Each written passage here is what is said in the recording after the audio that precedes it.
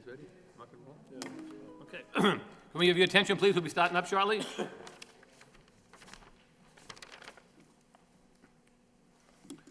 Good evening and welcome to the Lowell Planning Board for October 21st, 2013. Tonight we have a public hearing on Chestnut Street, which was continued from a month ago on September 19th. And we do have on the new businesses a couple of lot release requests. If the board doesn't mind, I'd like to skip the order of the agenda and address the lot releases first, because hopefully they'll take less time. The first one is Wedgemere lot release. We have Robert and Geraldine Lavarte request the planning board to release lot 14 on 26 Wedgemere Drive as shown on the definitive subdivision plan approved in 1966. Anybody here tonight to speak in regards to that matter? Okay. I did speak with Planning and Development today. Aaron, our associate planner, he indicated that that was an oversight and those lots should have been released a long time ago. As you see, the definitive subdivision plan was approved in 1966. And they haven't indicated that if there's any remaining lots on Wedgemere Drive, it would be helpful for the planning staff if they were all released. Joe, you have anything further on that, or just basically what I received from Aaron via phone this afternoon? Yeah, that basically covers it. There have been a number of lots that you can look at on the Registry of Deeds website that have been released over time, and there's just a few lots that were missing for whatever reason. Okay. Saying that, I'll make a motion that we released all the lots on Wedgemere Drive that should have been released years ago. That way, if any that come up, planning staff can handle it appropriately. I'll second the motion. Any discussion or approval from the board members? That's pretty clean. Okay, all in favor, say aye. Aye. Okay, so that motion is allowed. Thank you. The next matter we're going to, on the board is for release 61 Bishop Street, Berkeley Ave. The applicant requests the planning board authorize the release of the remaining funds relative to infrastructure work implemented on site in accordance with prior approval by the board. I know we have somebody here to speak on that tonight. Yeah, can you just come up and state your name and address for the record? And I have some information update that the city engineer was out there today. Can you state your name for the record? Jeff Miller, Chelmsford, Mass. Thank you. For Berkeley Development. There was a homeowner that put in a wall. That was the question. Yep. We finally got to take it down, and it's all loomed, seeded. It's all done. Yeah. That was the house at the very end of the cul-de-sac, number 247, right? Correct. Okay. I spoke with Aaron today on that. He indicated that the city engineer was there today. Yep. And looked at it, and I was there tonight at 5 o'clock and looked at it as well. The wall's been taken down, and there's some stakes in the ground. Yeah, I put those there so they know what they can't go near. Okay. So I told them it was electric. What was that? I told them it was electric. You put the dog collar on, Yeah. too? So after speaking with Aaron, he said the only thing that they didn't get yet, the city engineer is going to forward a letter to our planning staff to tell them that it's in compliance now. Because the issue would be if we didn't release that, then the city council wouldn't authorize the street. Okay. So I did speak with Aaron about that. I did go up there and visit today. I don't know if the board has any questions on it. If not, we can entertain a motion to release the lot as soon as we get the confirmation letter from the city engineer. So moved. Okay? The motion's made. Second. Second, all in favor, say aye. Aye. Any opposition, say no. So Thank we're just gonna wait for that paperwork to come through. It should be in any day now, and you'll be all set. Yeah, that's what he said, probably by the end of the week. Yeah, and Aaron just said, just wait for us to get it so we can confirm it, but he had the verbal confirmation, Sure. so, thank you. Thank you. You're welcome. Okay, I think that concludes our agenda for the evening. Okay, moving along to our public hearing, we have a site plan review and a special permit for 142 Chestnut Street. The Lowell Planning Board will hold a public hearing to all interested persons relative to an application by 142 LLC for site plan and special permit approval for a project located at the above listed address. The applicant proposes to demolish a portion of the existing facility and convert the remainder of the structure into a 4-unit dwelling. The project also includes the construction of 24 additional dwelling units with access to the site coming from Park Street. The applicant is seeking special permit and site plan review under section 11.4 of the Lowell zoning code. The parcel is totally comprised of approximately 50,628 square feet of land area with approximately 42,880 square feet of combined building area and are located in the TMF traditional multifamily zoning district. As indicated earlier, we were here on September 19th. Attorney Elides for the applicant. A few of the neighbors were present and spoke. I might have spelled their names wrong, but we had Brian Carwell, Robert Bassett, Tom Chim, Stephen Harden. Most of them talked about the parking and the problems with the density on the matter. They indicated at that point in time that they would come back to us for the new, to look over the plans, come back to us, and they would have further updates for us. The planning board indicated some of their concerns, and at that time, there was a request that the matter be continued to this meeting, and from there, I'll turn it over to the applicant. Mr. Chairman, George Ciolides, Jr., 133 Market Street, Lowell, here this evening on behalf of the applicant petitioner. And I have with me same two Matthews, two Georges, and Joseph as the last time. Matt Piccioni, the current owner-developer, Matt Hammer, Mr. Pesnola of Hancock Engineering, whom you know well, and Mr. Theodoro, my associate in the office, and myself.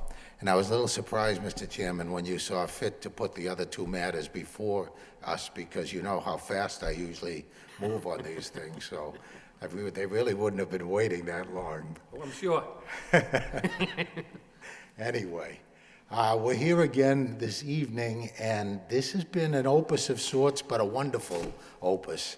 We're almost a year in the making from the day that Mr. Piccioni first came along and was going to try to put up 10 or 12 houses on this site.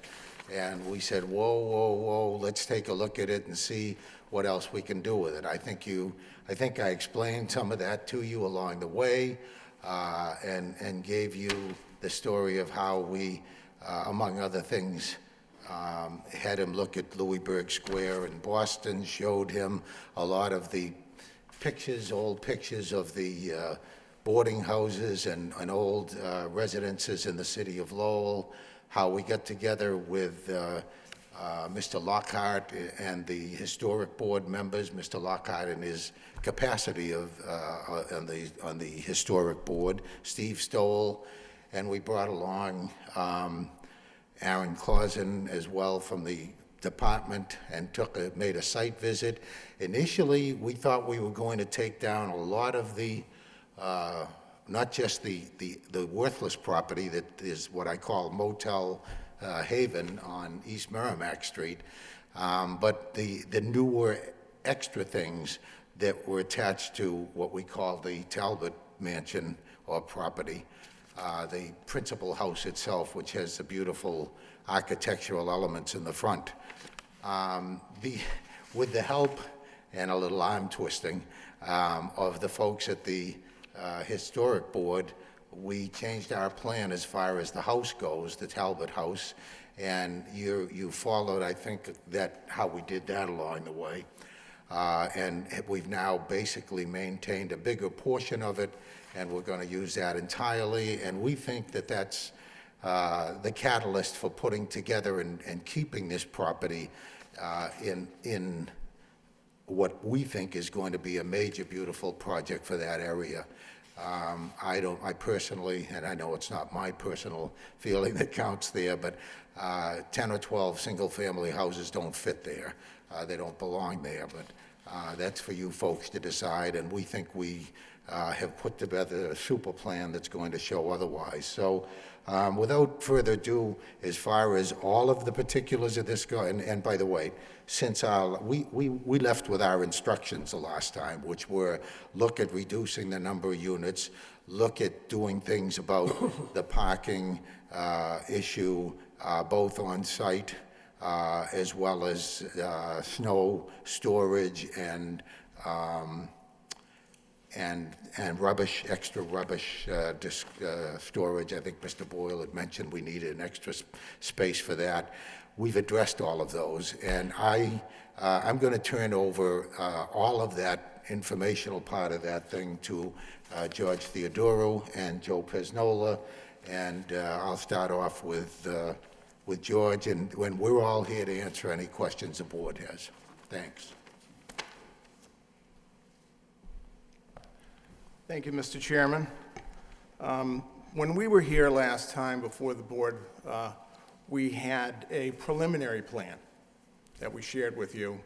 And what we did is we took that preliminary plan and we worked on it. We had 2 units that we had taken out on East Merrimack Street, which gave space to the project along East Merrimack Street, opened up a pathway for residents along East Merrimack Street, and so that they could directly access Park Street and Kitteridge Park. So by doing that, it opened up those views, it opened up that access. But what we also did is we listened to your concerns with respect to the plan and the density, and removed 2 additional units, which were the 2 end units at the end of the interior roadway.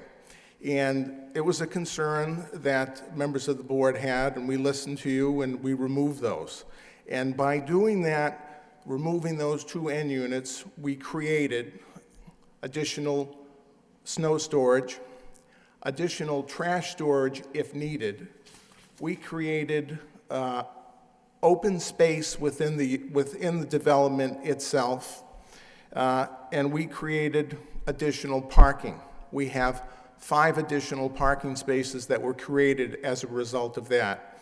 Parking within this unit and the impact within this development and the impact that that would have on the neighborhood, again, with some of the concerns that we heard from the board, and we feel that we've met those in that the requirements of 48 spaces for this development, and we have, with the additional 5 spaces and 2 additional spaces along both sides of the Talbot House, 55 total spaces. And again, what I wanted to point out to you is what we've done by opening up the access and the passageways and the walkways through this development. If we've taken what is a cloistered, walled area right now, we've opened this up so residents along East Merrimack Street will have views through the development to Kitteridge Park. They will have access through this development to walk through Kitteridge Park unimpeded. So we're stressing right here with respect to that we're adding to the neighborhood and also adding to their views, adding to their access, and by taking out the other 2 units, decreasing the density, and also relieving the area of parking, which is totally contained within the unit, within the development itself. Later on, Mr. Pasnola will go through the technical parts of the plan that specifically deals with the parking, landscaping, lighting, the screening, and the utilities. I believe that Attorney Elides alluded to some of the design elements that were addressed by this board last time. And at times when some of the arguments were if we have density, we consider design, and we want to accommodate you and satisfy the needs of this board and make everybody happy. And we addressed those issues and had our architects work on some plans. We met with the architects, tried to do some new designs with the end units. The total jurisdiction of this in the design review lies with the historic board. And while we would like to make you happy and change those end units in a manner that would satisfy everyone, when we met with members of the historic board and the National Park Service, their architects, they didn't want us to change it. They were dead set against it, and I'm sure Mr. Lockhart has some feedback from them on that specific issue. The primary review of the design lies with the historic board, and I'm afraid we were unable to change the plan in that regard, and we had to keep it the same. But at the same time, what we're doing with those end units there, we're not simply dismissing it. The front end units along the wall will be all well landscaped. Before there was a talk about changing it and having some sidewalks, but because of the grading there, we can't change that at all because it would affect the integrity of the wall. So you're going to have these beautiful brick walls at the corners right there. You're going to have it beautifully landscaped to Park Street, and you're going to have shade trees on both sides there. And that front entrance is going to be a beautiful front entrance, and the view from Park Street entering, it will be shade trees along both sides of Park Street. private interior way. I'd also like to say that we distributed these plans. They've been distributed through the DPD, and we've been working closely with them, and we have not had any negative comments from them, nor have we had any negative comments from any of the other departments, the water, sewer, the building departments, or fire.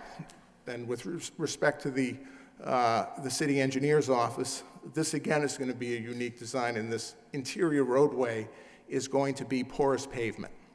So I have virtually, with respect to the drainage issues, very little effect and impact on the citywide services. I want to go back a second and talk about parking. And what was distributed and new comments that we had were the comments of the city engineer, Eric Eby. And I would have to concede that with Mr. Eby that traffic is not an issue with respect to Park, Merrimack, and Chestnut Street. But what we were able to, with respect to our studies and looking at the parking, we see that we are able to, and again, this goes to some of the concerns of the neighbors on East Merrimack Street. And we looked at the parking, and first I'd like to focus on Park Street, that other than our building, there are 4 other private addresses on Park Street. And there is ample parking on both sides of Park Street that would accommodate up to 30 parking spaces at any time. So there is available parking for residents in the area or for overflow on Park Street. And we also, we measured and we took a look at Chestnut Street. Now Chestnut Street, just as Mr. Eby addressed with the city traffic engineer, that Chestnut Street, if it was designated as one way from Nesmith Street, where you could have parking on both sides, could be an additional 20 spaces there. So we believe that with respect to the off-street parking in this area, that there could be a yield of approximately 50 spaces. And I'd also like to point out that Mr. Attorney Elides has alluded to this in the past, is that Princeton Properties has 54 units. They have 72 spaces for 54 units, and from his observation, at no time does he see them all taken. He sees available 15 to 20 spaces.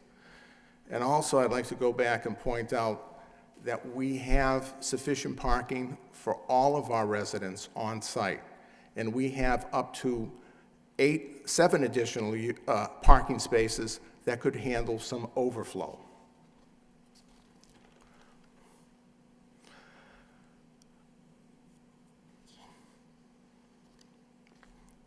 At times, and I do remember some of the comments from the owners on East Merrimack Street, is the idea that people would drive up to the development, drive and park on East Merrimack Street, and run into the units and possibly take up spaces.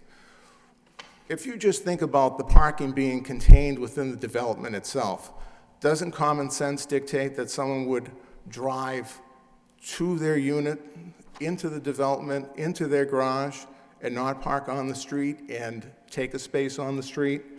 We think in all likelihood that we're not going to have people parking on East Merrimack Street or Chestnut Street.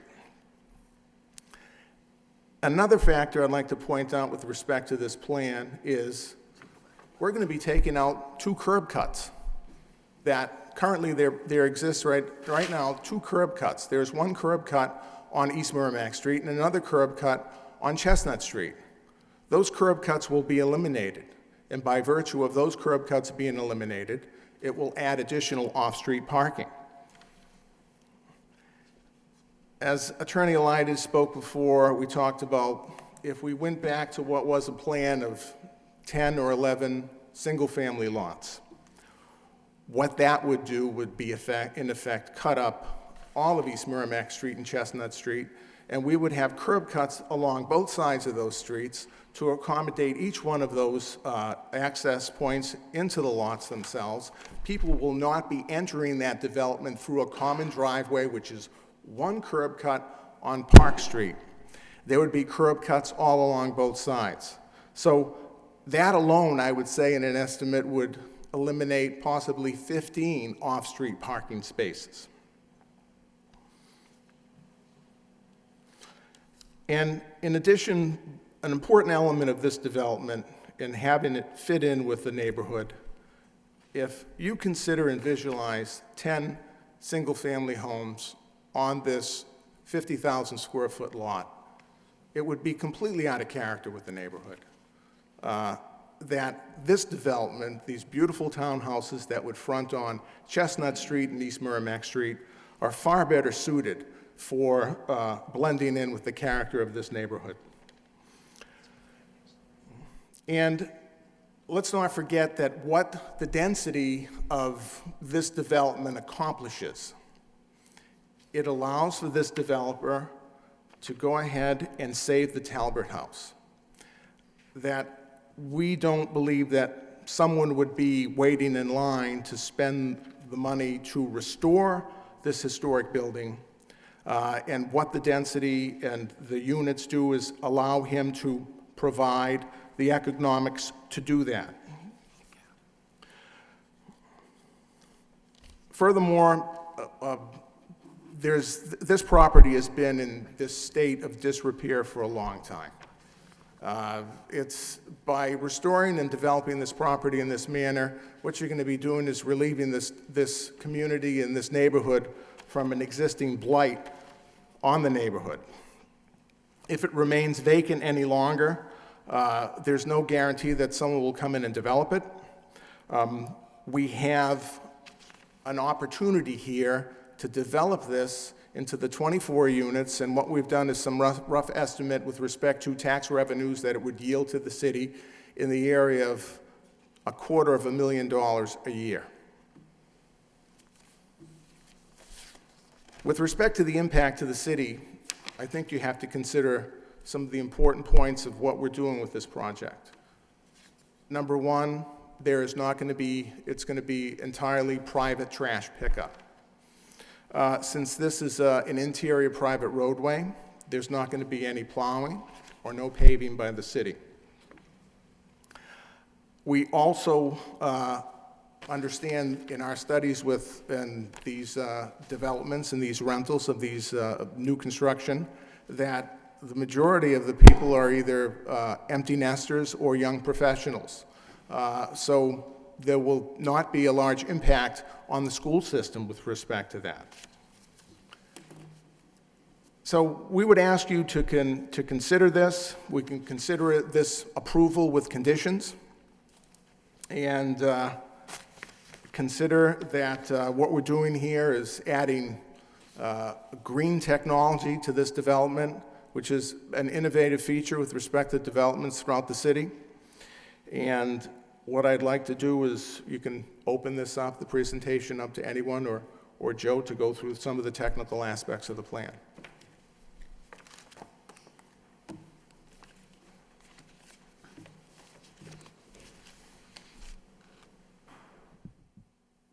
Good evening. Just to go over the specific changes that happened since last we were before. The 2 units that were here positioned towards Park Street have been eliminated, and 5 parking spaces have been developed there. Those parking spaces would be accessed off of the main drag, and that would also alleviate the burden that those 2 units had on these 3 units. So these 3 units would have a pod down here with parking and their access to their garages. And those units, as we talked, are front on Chestnut Street. So now all of our units have that presence, that street presence on Chestnut. What that did for us, in addition, was to open up some green space.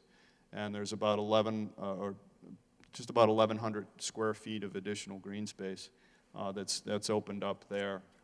We did retransform or reconfigure the the conceptual subdivision plan to kind of balance out the lotting as far as the area per dwelling unit. Obviously, the area per dwelling unit has gone up with the reduction of the overall reduction of 4 units between these 2 units coming out, as was discussed last time, and these 2 units coming out this time. We did develop a walkway that goes from East Merrimack down to the site, and that aligns with the walkway that we had alongside this drive and out to Chestnut Street, again giving that access to Kittredge Park. All of the infrastructure and utilities would remain pretty much the same. We had this central corridor where we're bringing sewer down the center and out to East Merrimack. Water we brought in several locations to each of the building groups for both domestic and fire suppression. And as George alluded to, the drainage is primarily taken care of by porous pavement. So that system is going to be in place in the main drive and this offshoot, and then the individual unit driveways will not be porous, but they will drain down into that porous where it can go into the reservoir below and recharge back and take a strain off of what happens now, where the water ends up out in the city's combined system. So all of that will be eliminated. I'd be happy to answer any questions with regards to the plan. Thank you. Anyone else here want to speak this evening in regards to this project? Please come to the microphone and state your name for and your name and address for the record, if you would, please, sir. Tom Chin. George did a great job in his parking presentation. He's my attorney too, by the way. On your parking, I see that there was 15 spaces outside on the, right? 15 spaces does not attach to any individual unit, correct? Yes, there's Along the side there. There's 15 spaces Right. here. Okay. Now for the, 8 of those spaces will be assigned to the Talbot House units. okay. So they're not directly Uh-huh. contained within a driveway and a. Okay, but the parking spaces for the units, are they, like, there's 2 parking spaces for each unit? Yes, one in the garage and one just outside. Okay, so they're not adjacent then? No, okay. one in and one out. So that would be my first concern, because if I had 2 cars, I would not want to have my car parked behind and my other car for the sake of convenience. So I would probably take one of the 15 spaces there. Okay, so that's really, I mean, like, when I tried to, in my past experience, when I tried to expand or increase a number, additional unit in one of my buildings, I came up with the issue that the parking has to be side by side, not in tandem. I don't know if that's changed or not. So really, those 2 parking spaces per unit is really one single parking space based on the ordinance unless they changed it. That's how my understanding was. Okay, so that's my concern. And also, I did some little bit of footwork over the weekend. There, a majority, if not all, of the multi-family buildings along where I am situated, which is 378 East Merrimack Street, a lot of the multis there have only enough space for 1 parking spot per tenant in their units. 2 or 3 of the multis have no parking spaces on their site. So their tenants are all on-street parking. So what I would be concerned about is that even though your project, or the proposed project, has, 50-plus parking spaces,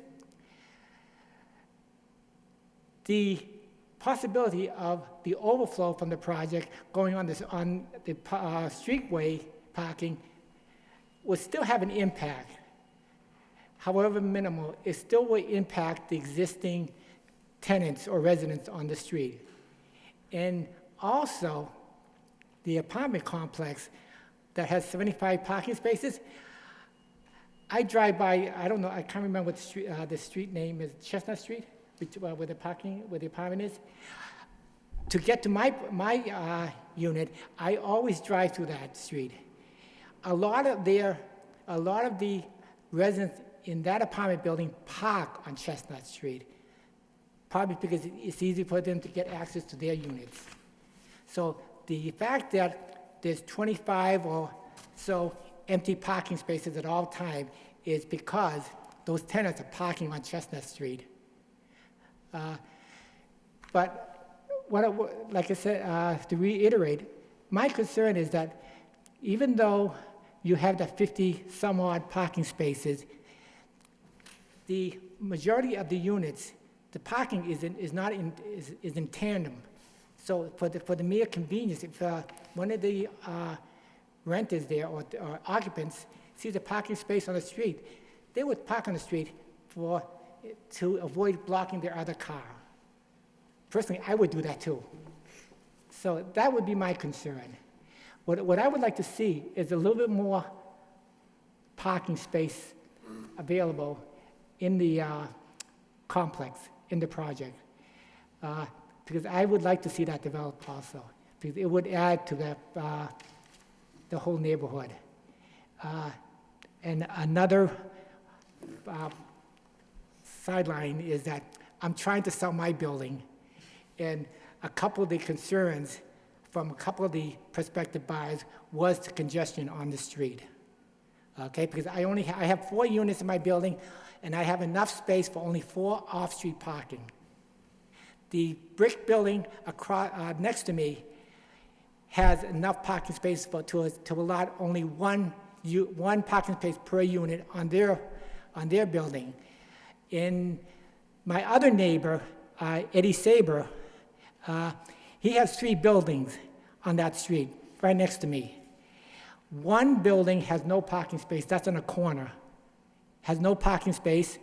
The other 2 buildings have enough parking space to allow 1 space per tenant or per unit. So it's congested in a lot of the buildings in the way of parking. And I think that's about it. Thank you. Thank you, sir. Anyone else want to speak? Steve Hatton, 35 Harland Avenue. Again, just like last time, I'm concerned as well, just the density of the project. I live in the neighborhood. I think that there's aspects of the project I do like, and I do like that they're saving the Talbot House. I do like the whole brick aspect. I think it could fit in nicely, but at the same time, there's just a lot of units there. It calls for 9 units, and it's been reduced now to 24. So if I think, the granting of special permits should be, done only if there's clear and concrete, evidence or understanding that it will benefit the neighborhood at large. If I were to, I brought this up just off the top of my head, but if I were to tear my house down, I couldn't just put in 3 times the number of houses or 2.5 times the number of houses. I bought my house with a certain understanding of what the codes and such were for the neighborhood as everyone else did. And if this is such a benefit to the city, then the zoning should be changed in that area. So the abutters, they could do the same thing. If it's going to benefit so much, then it's such just a large exaggeration of the code. So I think that should be considered. Parking, I don't live in the neighborhood. I know it's congested there. I don't live in that immediate area.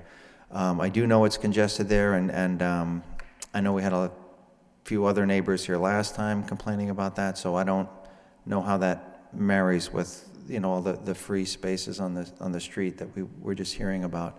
So yeah, I just would ask you to strongly consider the density of the project in that area. Yeah, thank you. Thank you, sir. Anyone else want to speak? Anyone else? Anyone else? At this time, I'll turn it over to the board members who have any questions, comments, concerns. How's that with Mr. Lockhart, if I could? Yes, thank you, Mr. Chairman. Just to respond to Attorney Theodoro's comment regarding the story, you've met with Steve Stoll at the Historic Board and the staff, and he's directed you... Members of our team met with Steve Stoll and went over some of the preliminary plans that had been drawn up with respect to the end units. To the end units, and he instructed you to not to change it. Not to change it. All right, I really can't comment on that, having canceled our most recent historic board meeting. I have not had a chance to review any of that information with him or his staff. You still have to go for full historic board approval. We understand that. Yeah, We understand that we still have to go before for the full approval. Right. But at the outset, we didn't, given the feedback that we received from Steve Stoll, that they did not want us to change those end units at all. Okay, We decided to go fine. forward with Yeah, this plan. All right, but I have a couple of other things too. Regarding the parking, heard a few times about the Princeton Properties parking lot and the availability of parking there. I haven't seen anything in our documentation that parking is actually available to you as a developer there. Is that what you're trying to say there, or what? Typically, we have a letter or something. The parking lot itself is not available to our proposal here this night. All right. The point that I was trying to make, Mr. Lockhart, having lived there 10 years, Right. and still living there right now, is that there are 72 spaces there. And most of the time, George said 15 or 20, there may be as many as 30 spaces unused. Now, I will say, and we have some pictures. I spent a lot of time personally every night since our last meeting, every day since the last meeting, observing the traffic situation there. First of all, I think there was an issue of whether or not there was no parking on Park Street. That's not totally the case, as you see from Mr. Eby's report, and there's no parking during the daytime. And I think that's mostly because of Kittredge Park. It's only on that side, and that makes sense. Daytime. Right. In the evening, that's not the case. That's not only parking there. Those of you who are familiar with that area can see that there's actually almost a full sidewalk, which is made for parking availability in the nighttime. And in the nighttime, it's a totally different situation.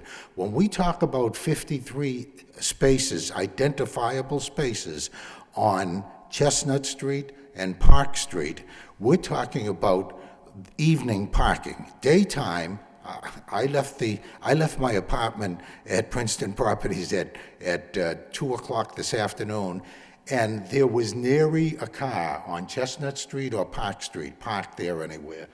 I've had Mr. Cahill take some pictures in the evening from 5:30 to 6:30. I know that's not necessarily the evening hour, and George has them here, and I'd like the board, I'll submit them to the board at some point, and you'll see on Chestnut Street, the street is almost entirely empty.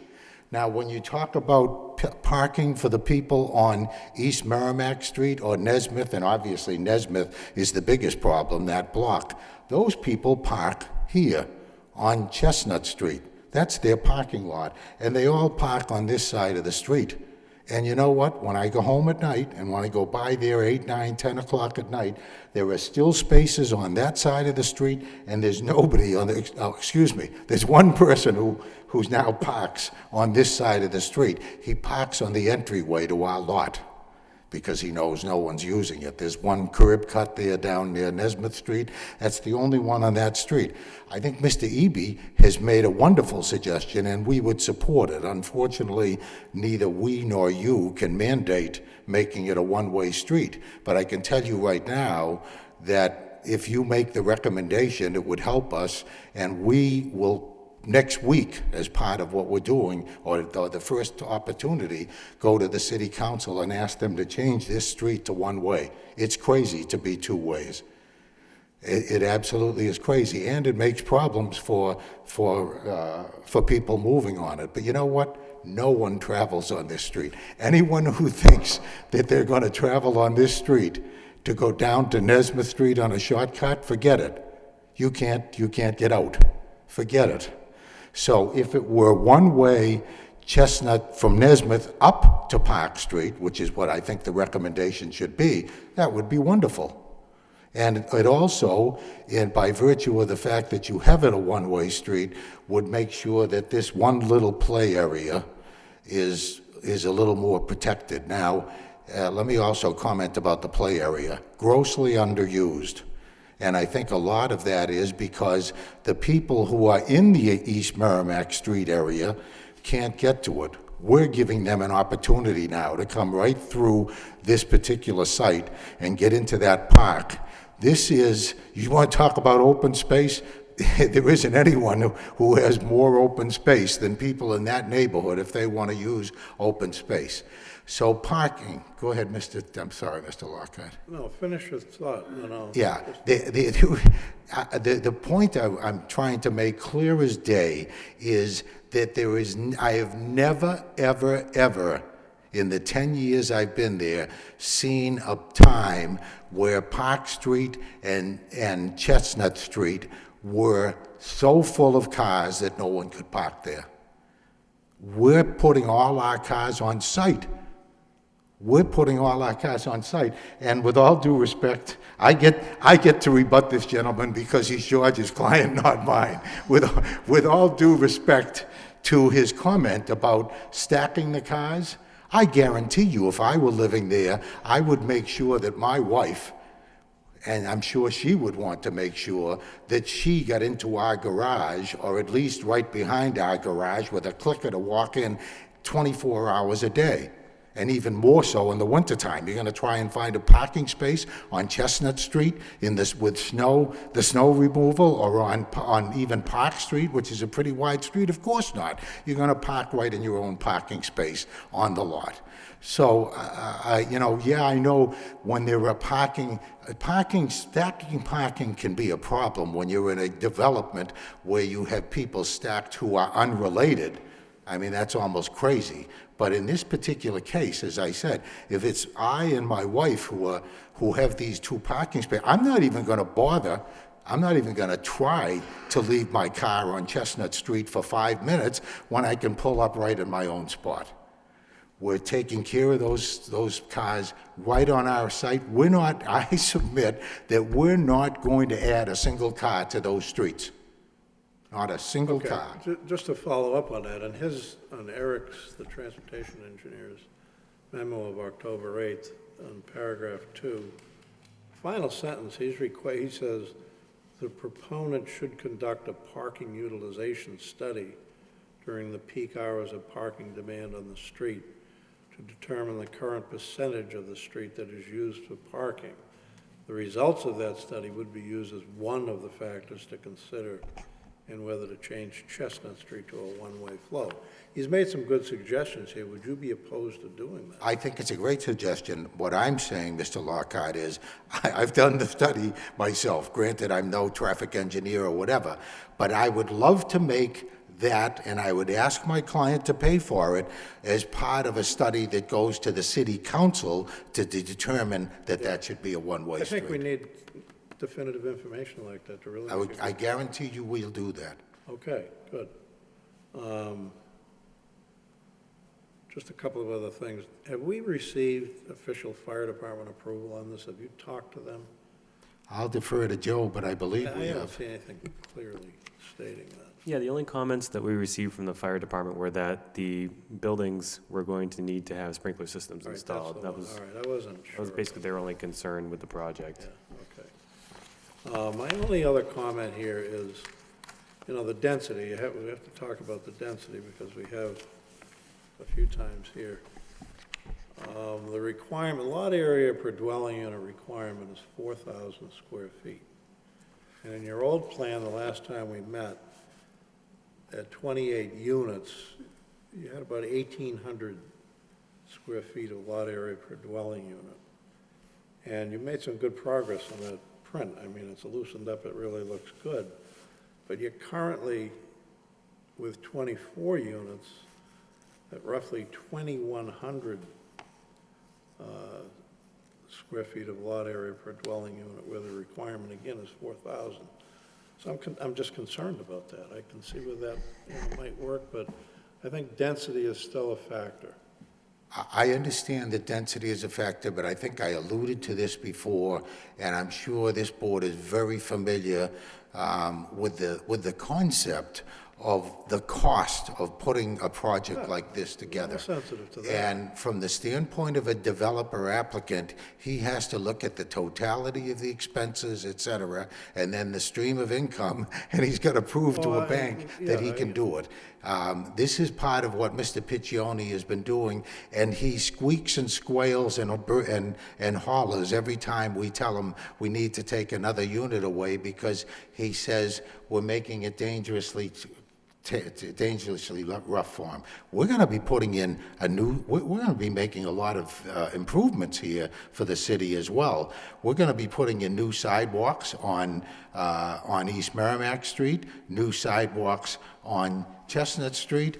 Unfortunately for Mr. Boyle's suggestion, which was a great suggestion, the difficulty with putting the sidewalk on Park Street is that it's on a level that makes it a problem, as far as I understand it, from the standpoint of disabled people and handicapped people. You can't layer it, you can't make stairs, because then it becomes a problem there. And I think the latest thing that we've thought of, which is to beautify the entire area landscape-wise in front, the wall, as George pointed out, the wall is a significant thing here. We're saving that. It's beautiful. You put that and a nice, maybe little gate or something, I hear it go, being the architect, across the top or on the sides or something, if there were room, would make all the difference in the world there. But the fact of the matter is that this is costing an awful lot of money, number one, and number two, we're saving this house at no. You saw the house, you saw the house, Mr. Lockhart. It's going to require a lot of money to save that house and make it apartments. I understand that. We're not trying to deny anybody from making a profit on the project, but we as a board and the historic board have to be sensitive to the fact that it's in an historic district and we have to maintain the character, and, the numbers here, the standards that we're given to work with say that you're too dense. If we weren't keeping every car necessary and required under the code on site, that would be another thing. We're doing that and adding an additional 7 spaces. I think that's critical. In an area that, again, I hate to be repetitive, has over 50 free street spaces. Yeah, all right. Thank you. That's all I have, Mr. Chairman. Mr. Boyle? Thank you, Mr. Chairman. Joe, were you party to these, this meeting between Steve Stoll and some members of the Historic Board about the design? Yes, I was there. The historic board members that were present were concerned about trying to turn the unit to face Park Street. They were really more comfortable with having the units continue to face Chestnut and East Merrimack and really have attractive sides. They felt as though that would be more beneficial to the development than to try to flip the unit such that the fronts were facing Park Street. Okay, and they felt confident that through proper design and proper care, those sides could be done in such a way that would be consistent? Yes. And they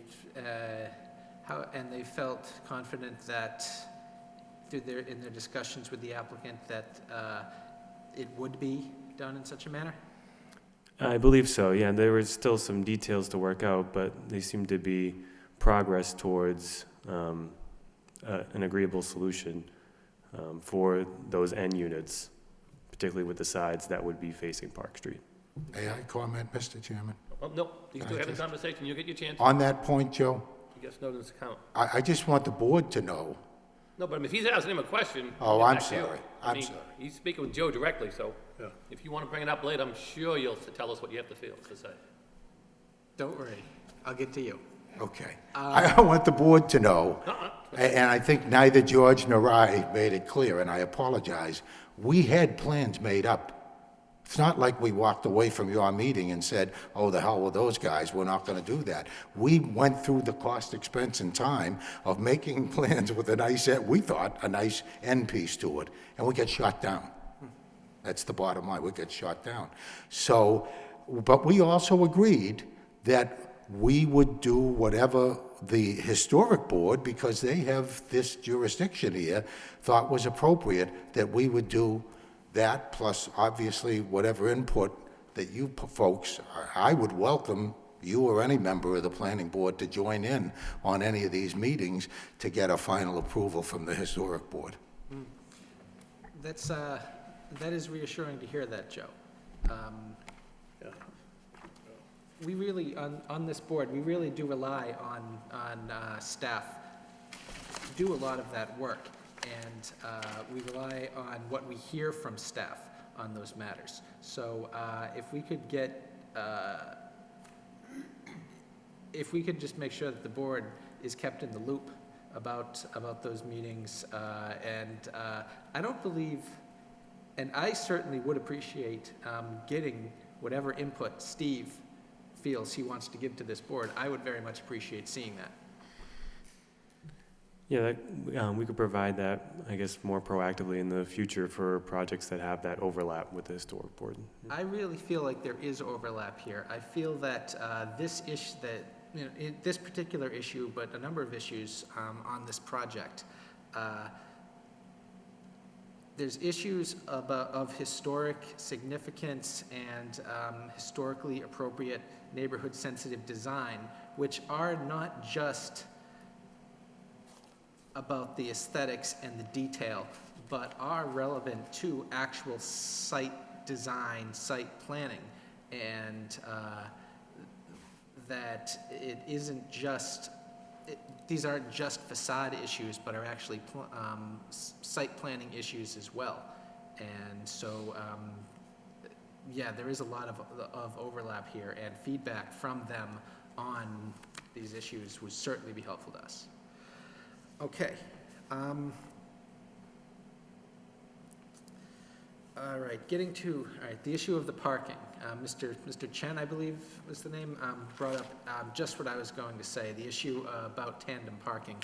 I own a house in a neighborhood less dense than this, in which we have stacked parking, one behind the other, and our car's on the street all the time.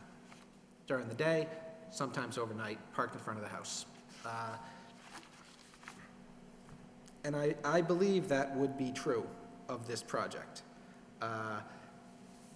particularly because of the design of the project, where this is being done as a Louisburg Square type neighborhood. This is truly urban design here. This is an urban type of development.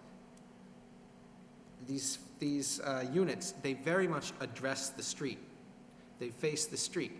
They aren't greatly set back from it. You're going to be living on East Merrimack Street. You're going to be living on Chestnut Street in a way that in a suburban cul-de-sac development, you don't really live on the street. That's just how you get to your house.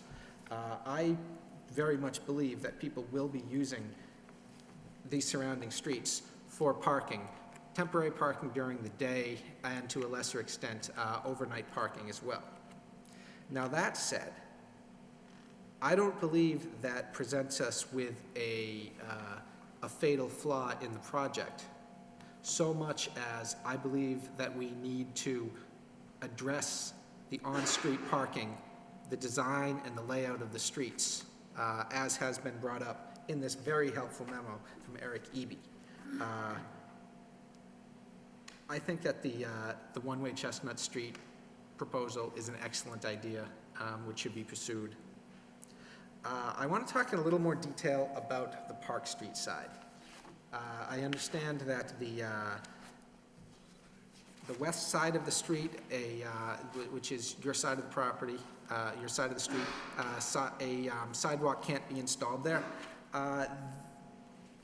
If I remember correctly, there is a sidewalk along the east side of the street, across from your entrance, okay? What sort of condition is that? Is it concrete, is it asphalt, is it patched? It's bituminous, and it's in fair condition.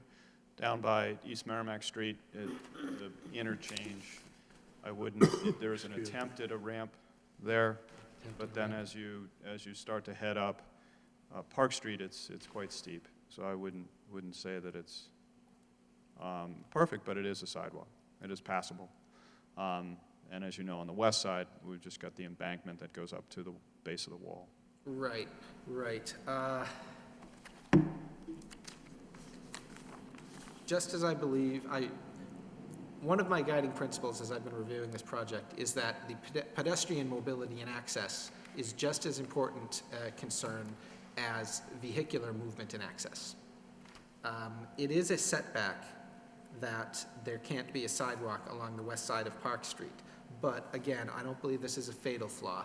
I do believe, however, that makes the consideration of the sidewalk on the other side of Park Street a relevant issue to this project. There needs to be, one of the reasons why this board might consider a project which goes beyond, significantly beyond what is allowed in the underlying zoning is because of how it will connect and open up Kittredge Park to the rest of the neighborhood. Right now, Kittredge Park is pretty isolated. If you think about it, it's surrounded on one side by one of the busiest streets, one of the most congested streets in the Commonwealth. Surrounded, it's on another side, you have the parking lot of that apartment building. It's a rather large expanse of pavements. On another side, you have this imposing, walled, empty structure. All right, it all serves to kind of isolate the park. And developing this project as it does connects and can draw people into this park and improve its usage. That is one of the reasons why developing this site as a pedestrian-oriented, walkable, urban-scale project, I believe can be a positive asset for the neighborhood and for the city. Councilor?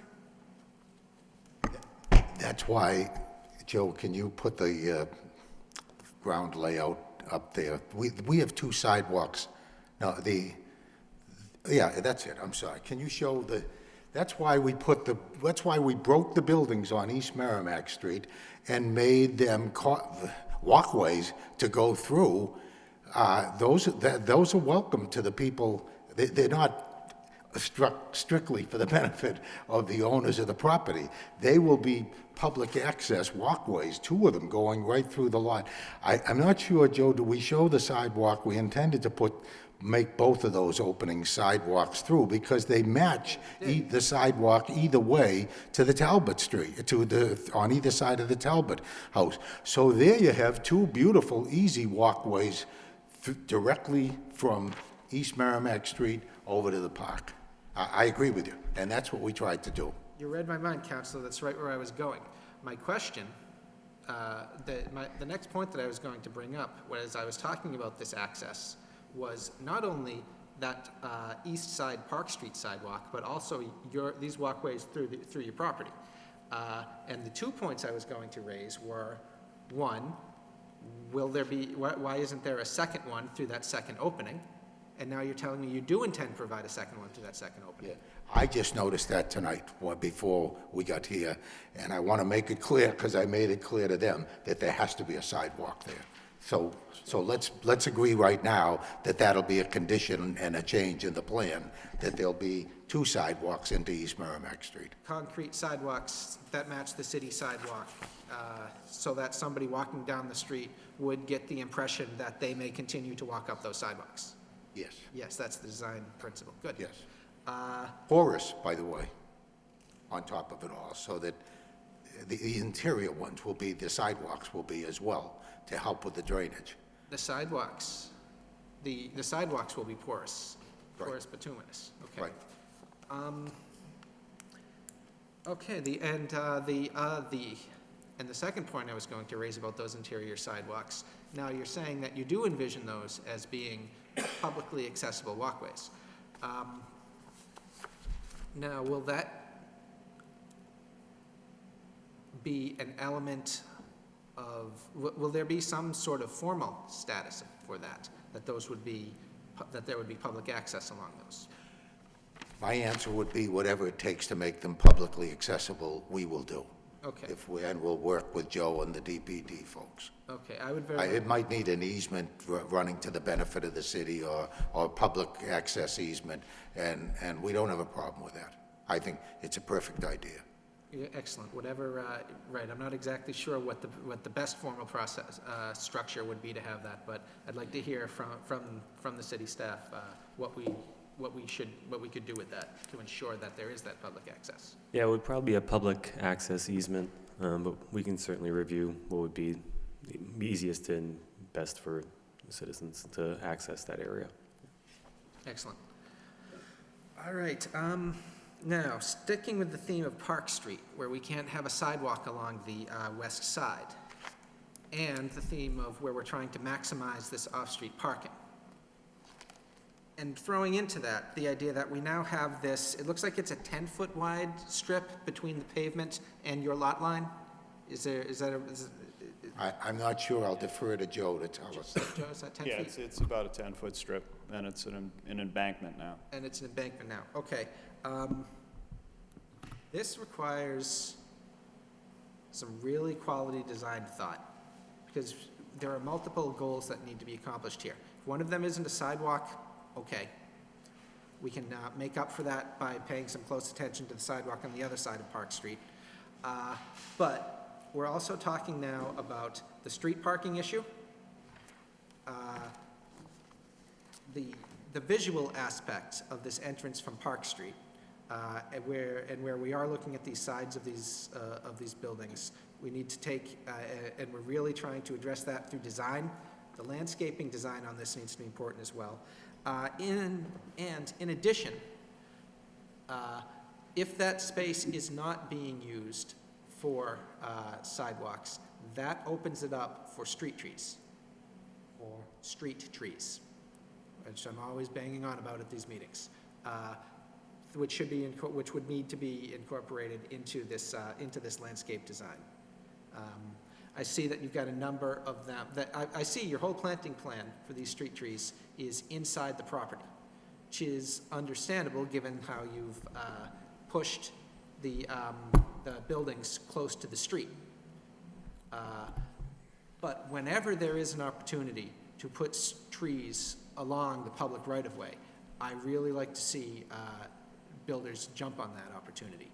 And that extra space you've got along Park Street, it certainly seems to present that opportunity, especially at those corners, at the corners of the larger streets, Chestnut and East Merrimack, would be appropriate locations for trees. We do have two flanking either side of the entrance into the park. Those would present themselves as street trees on park. But yes, we can look at adding to that. Mm-hmm. Good.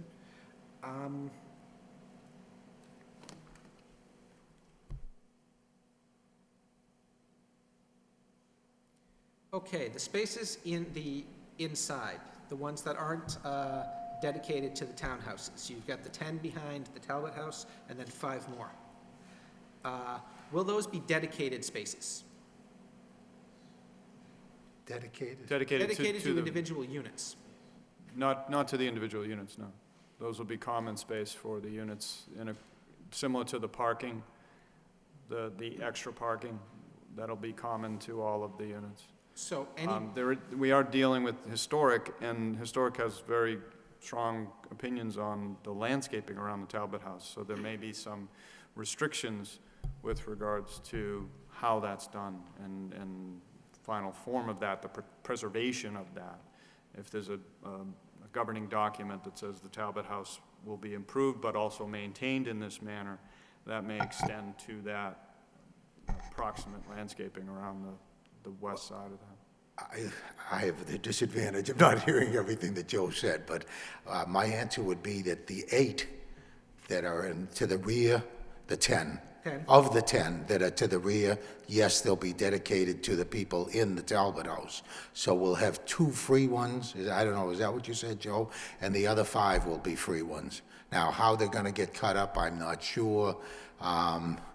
That's always a problem in any, multi-ownership, or multi-tenanted place, whether there'd be a lottery. I mean, I look at them, Mr. Boyle, as strictly visitors spots, and I think it would probably be more appropriate to put a sign up there, but of course, that isn't a for sure. And I'm still gonna debate, the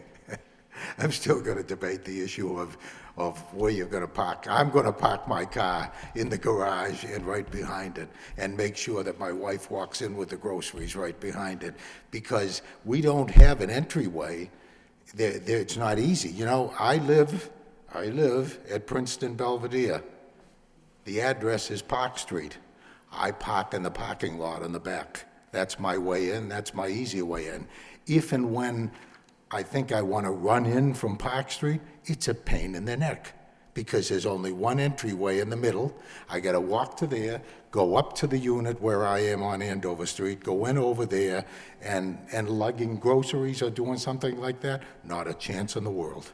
Not a chance in the world. See, this is an interesting conversation. What we have here are townhouses, where each individual unit does have its own individual entrance, so you don't have that issue of, that you just described, of the residents of the building having to go to the common entrance and then to their place, which would tend to make it more useful. The on-street parking directly in front of the unit, it would tend to be more useful for these than perhaps in your situation. I hear you saying it, but I respectfully think that if I were there and my wife, we'd be parking in our unit. You know, and if you were there and your wife living in one of these townhouses, very likely that would be true. A 22-year-old married couple living in one of these units, that they might be more likely to use the on-street space directly in front of the unit. I forget, are all of these townhouses 2 bedrooms? They're all 2 bedrooms. These are all 2 bedrooms. That's also going to affect who's likely to be living in these units, and which will further affect, we're probably not going to have the minivan with all the kids, okay? And so that too is going to affect the likelihood of using on-street spaces. All of these things come in together. Okay. And I've worked in a roundabout manner. I have worked my way through all of my concerns, Mr. Chairman. Thank you. Mr. Malavich, any questions, comments? I still have a problem with the density. You allow 11 as 24 proposed. I'm not comfortable with this dense amount of units on this site. I understand the quality that everyone is talking about is important, but I can be convinced that it's probably okay, but I still have a problem with it. I'm worried about the parking, like everybody else. Only time will tell whether or not, if this goes ahead, there will be an impact.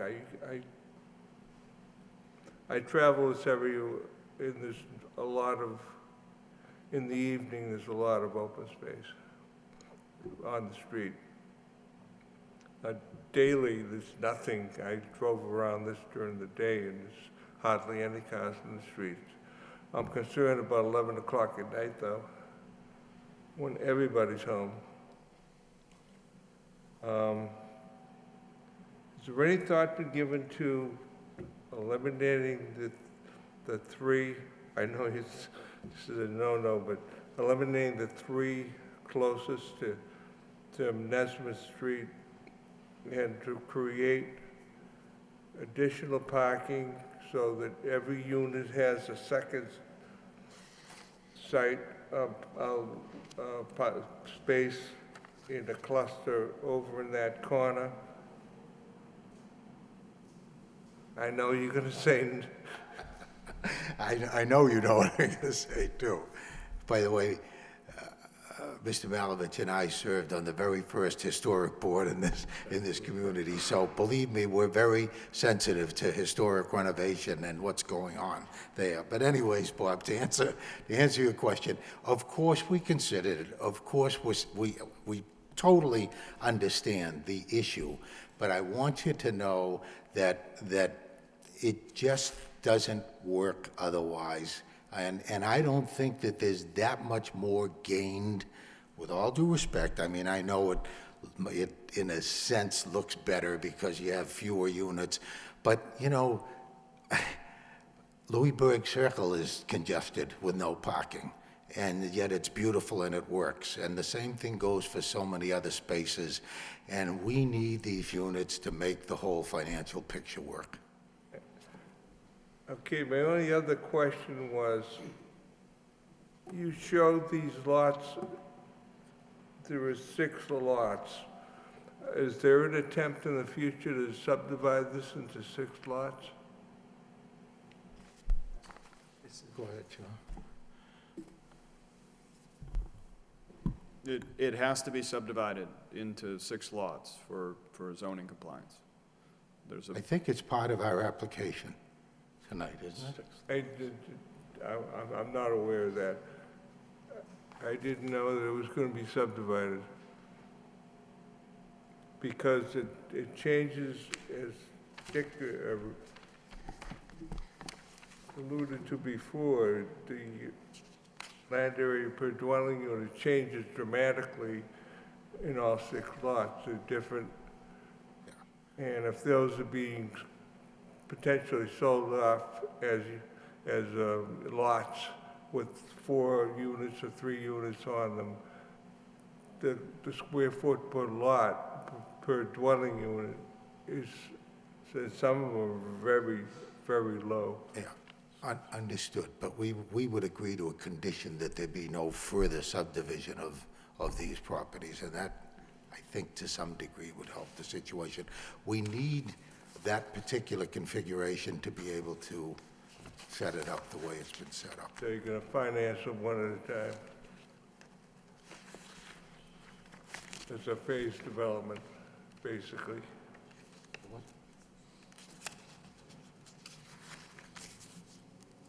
Yeah, I mean, for zoning purposes, it had to be divided into the 6 lots first in order for it to qualify.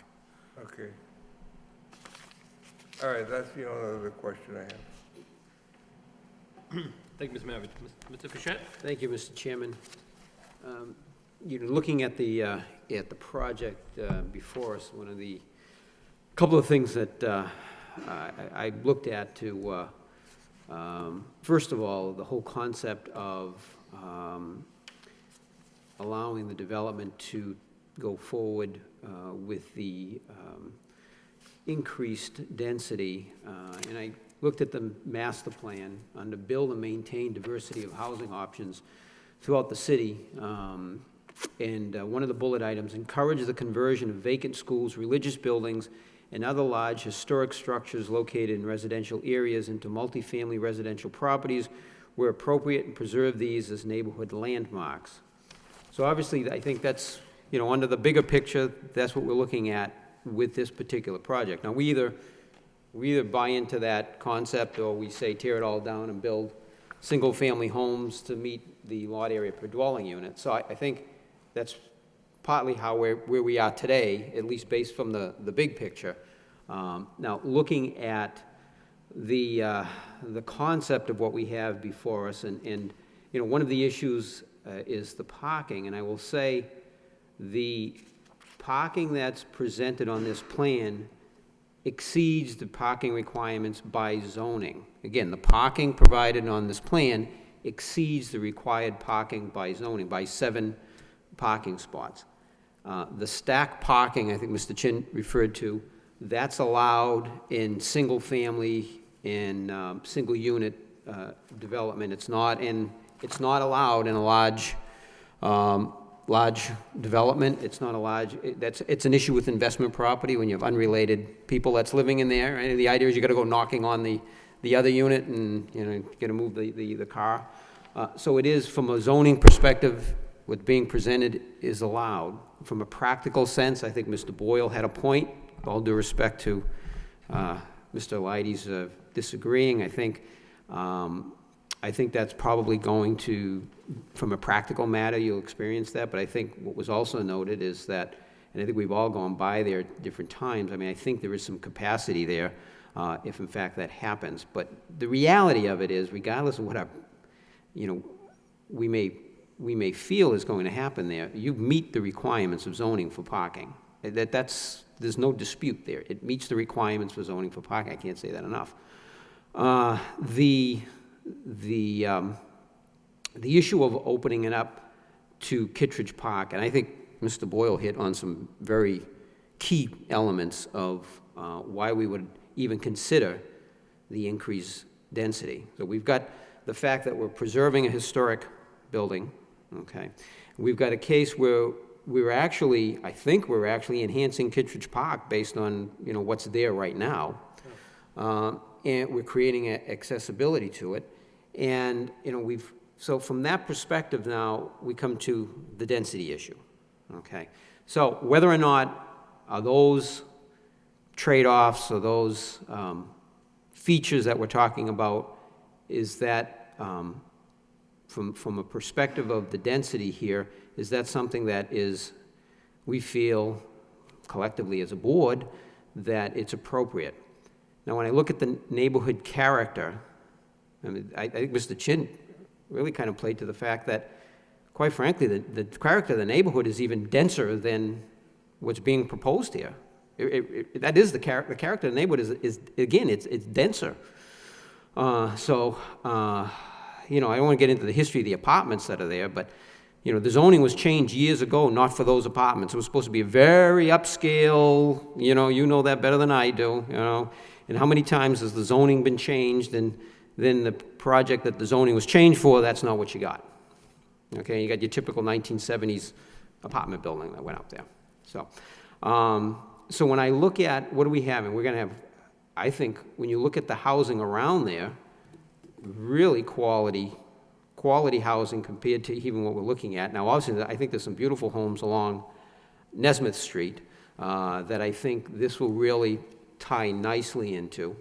You know, from that perspective, I share the concern with the density, but I think when you really put it in context, I think at this point I've acknowledged, acknowledge the fact that we had issues with what was along East Merrimack Street. We had just a wall of units, which I think we all had issues with that. By eliminating the 2 units, I think we've created more quality housing. Again, as I mentioned, we have now 6 end units. You know, so that really adds to the quality of that housing. And at the last meeting, I remember Bob Malovich didn't mince any words. He said, you know, get rid of the 2 units that are in the back. They didn't do anything to enhance the development. I think that was the exact. They didn't do anything to enhance it other than just to increase the density. So you eliminated those. I'll be honest with you, I'm concerned about creating much more parking by eliminating a unit or some units in there.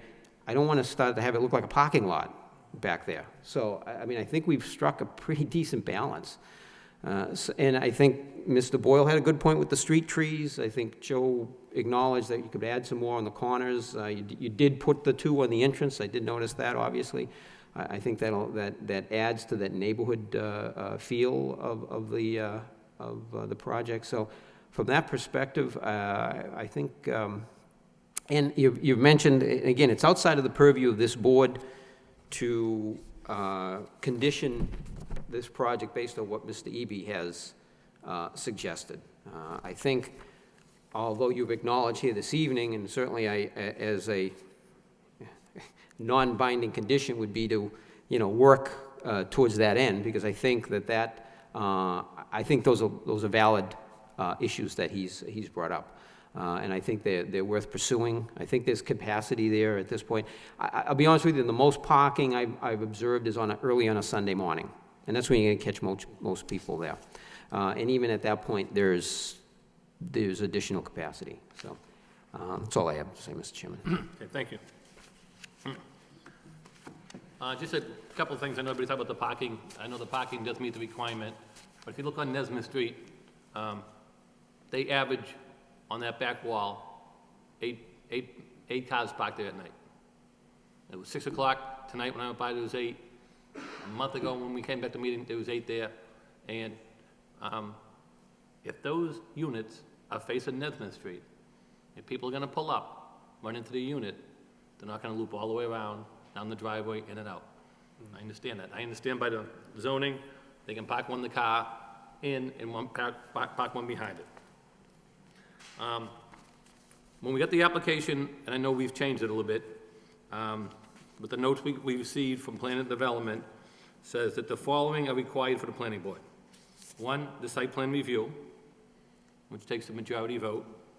Special permit, which would be 4 out of 5 members, for the number of dwelling units. Special permit for the length of the driveway. Special permit for minimum lot width. And then the following have to go before the zoning board of appeals. Variant front yard, projected setback, side yard setback, lot area per dwelling unit, usable open space, variance for lot coverage, variance for curb cut width, variance for the stacked parking, which is indicated under 6.1.11, number 5, which says you can have it if you get the, which is the one parked in by the other. I think most of the real concern comes down to the density issue. I know we had some of the stuff laid out, but with the changes, they have been changed a little bit. I'm just trying to catch up. I think we talked last time, trying to pick up some of the notes here from planning staff.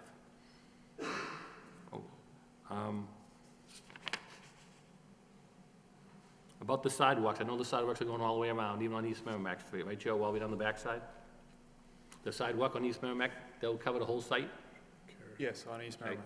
There was talk about the ADA accessibility should be carried out on all streets the property abuts, so that would be on the sidewalks as well for the ADA compliance. Would that be allowed? It talks about, I think it's basically the handicap for the sidewalk. Right, we would look at that on East Merrimack and on Chestnut. And it was just, I had mentioned the opposite side of the intersection of East Merrimack and Park. Yeah. Was in question. But that's an existing condition. Okay. Because it said,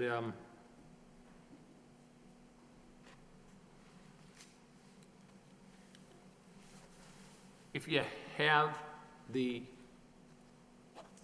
extra parking now, depending on how it's set up, you might need a handicap parking space in there as well, if it's gonna be for visitor parking. Correct?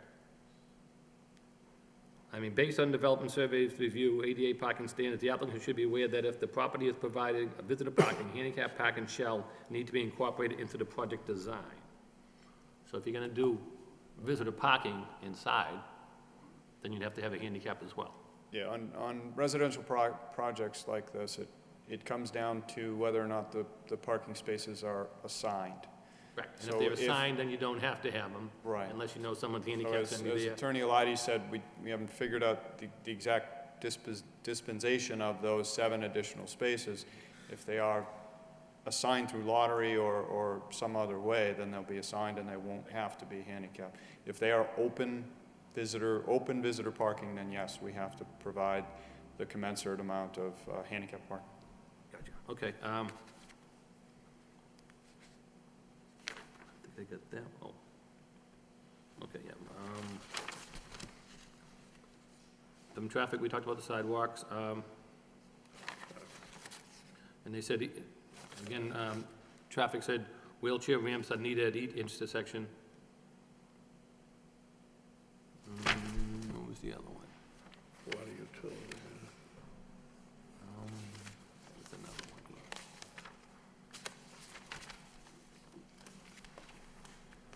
So just getting back to the land dwelling unit, I know that has changed since you reduced it down when we first came in from the 20, what was it? We went down from what? We went from 28 to 26 to 24. Yeah, that's right. So with the 20, on the, let me think, I think it was the new plan we had on the,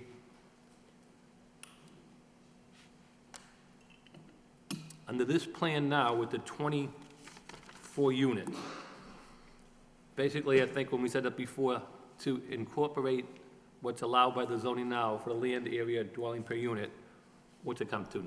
9 spaces that would qualify for now? For 9 units, I mean? Was that the number that I heard earlier? Oh, yeah. For the, I think, Bob, did you mention that, or Rich, you did? No, not number of units, I had just square Which was it? footage, but, I thought there was, you could build 11 houses. 11? So you needed, yeah. so 11 meets it, It would be okay. 11, because they, Okay. yeah, it would be 11. Because And I think what it, but is, in the area land dwelling unit, that number comes up by putting all 6 lots together and then dividing it, right? Not individual lots divided. I think that's what Bob brought up. Yeah, I don't understand. Now, it would be looked at as 6 individual lots and the zoning compliance with each one of those individual lots. What we're trying to do is, to the degree possible, configure the lots to share that out, but because of the shape of the lot, it would make the lots kind of crazy if we made them all exactly the same in the land area per dwelling unit, knowing that it's going to act more like a community. And that our main argument there with regards to usable open space is we're trying to not only let this project or into Kittredge Park, but bring the whole neighborhood into Kittredge Park, and that is our residents' open space.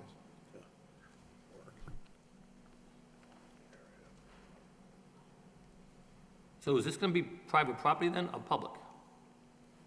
If you're bringing the public in, gets back to that access again, right? Yeah, we talked about having easements in these 2 locations.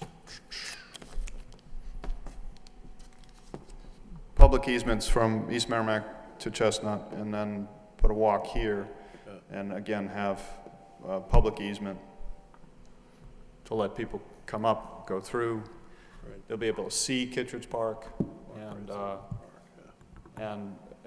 as I think Mr. Boyle said, make sure that the ground plane treatment is such that it looks inviting, it looks like a continuation of the city walks, and with regards to the choice of materials. So we'll work on that. Let me think, just looking back at my notes. The only other comment I have, I know Mr. Jenner's not here this evening, he sent us an email, and he called me early to a meeting just to say that his concerns were the density of the project. Let me just check one other thing I had.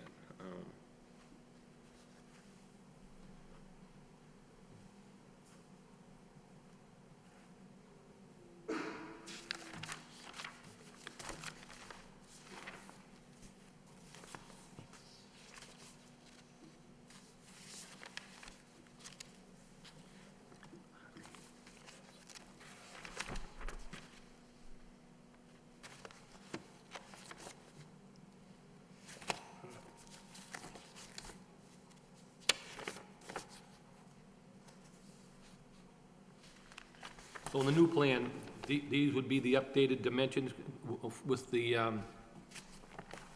down to 24 units then? The new plan that we got dated, let's see. I don't think the date right, it says 6/14/2013, but they're new since we met, so. The plan that we submitted is revised, has a revision date of 10/14, and what we submitted was sheets, just sheets 3 And 5? 5. So on the chart that we have here, Joe, in the front, that's an accurate chart for the 24 units? Yes, that's all been updated for the 24 units.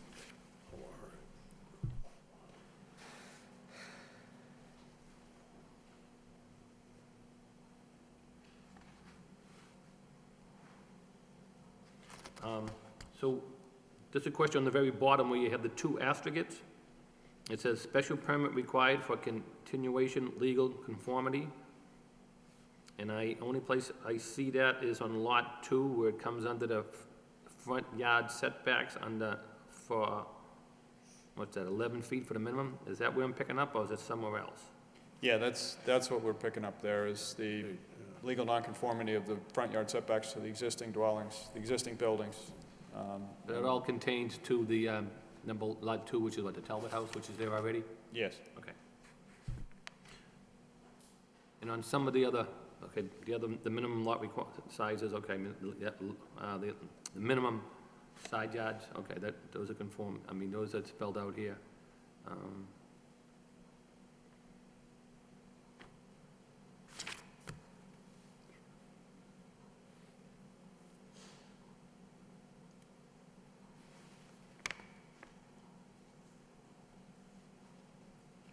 So that's where you need the variance for the side yards, correct? On your table? Yes, Mr. Chairman. Okay. I have no further questions at this time. Any of the board members have any additional comments? Mr. Chairman, just now, I ran the numbers, the total lot area divided by the 4,000 lot area per dwelling unit, and it comes out to 12.6. So they're asking for 12.6 units. That's 12 units that would be allowed under the underlying zoning. So what they're asking for is exactly 2 times. Okay, thank you. Okay. So tonight, I believe, when we do decide to make a recommendation, we have to make 4 different votes, 1 for the site plan and 3 for the special permit. Does the driveway stay the same, or did that get any longer by removing those units at the end? Did the driveway increase, the length of the driveway? No, the Okay. length of driveway is determined by the last unit on East Merrimack Street. That Okay. didn't change.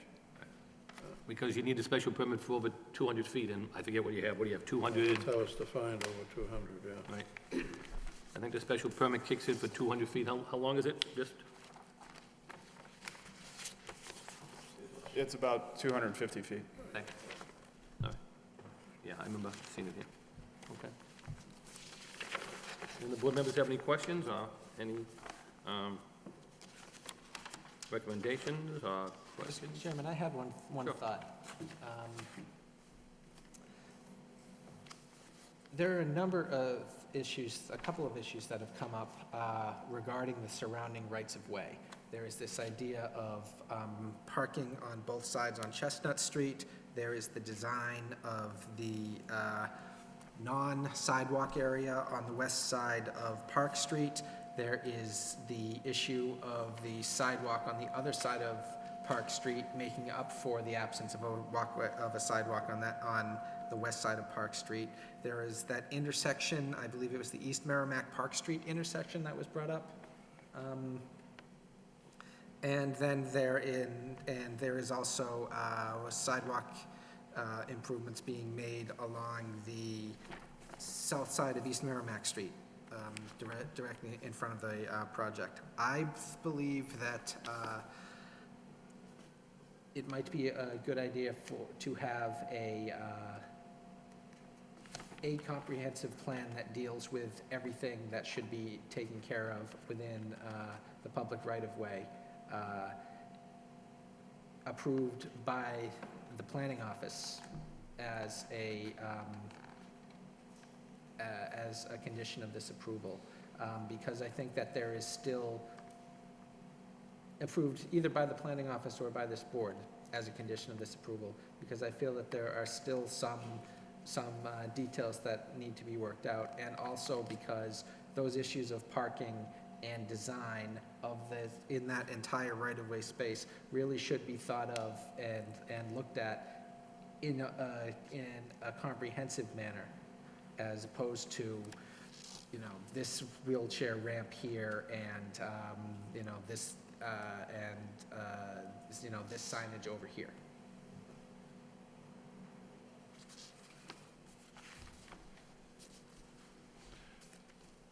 Mr. Chairman, we don't have an issue with making those requirements that Mr. Boyle had mentioned as conditions.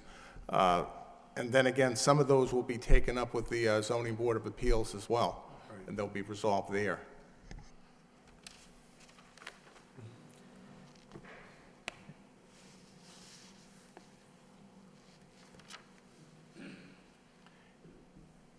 And as a condition, you know, we can, through the ongoing process of resolving those with DPD.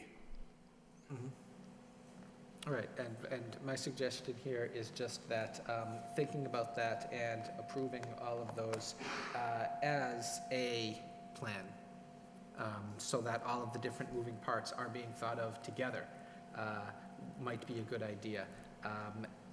If only so that all of the different things that might influence each other can all be looked at one time by Mr. Eby.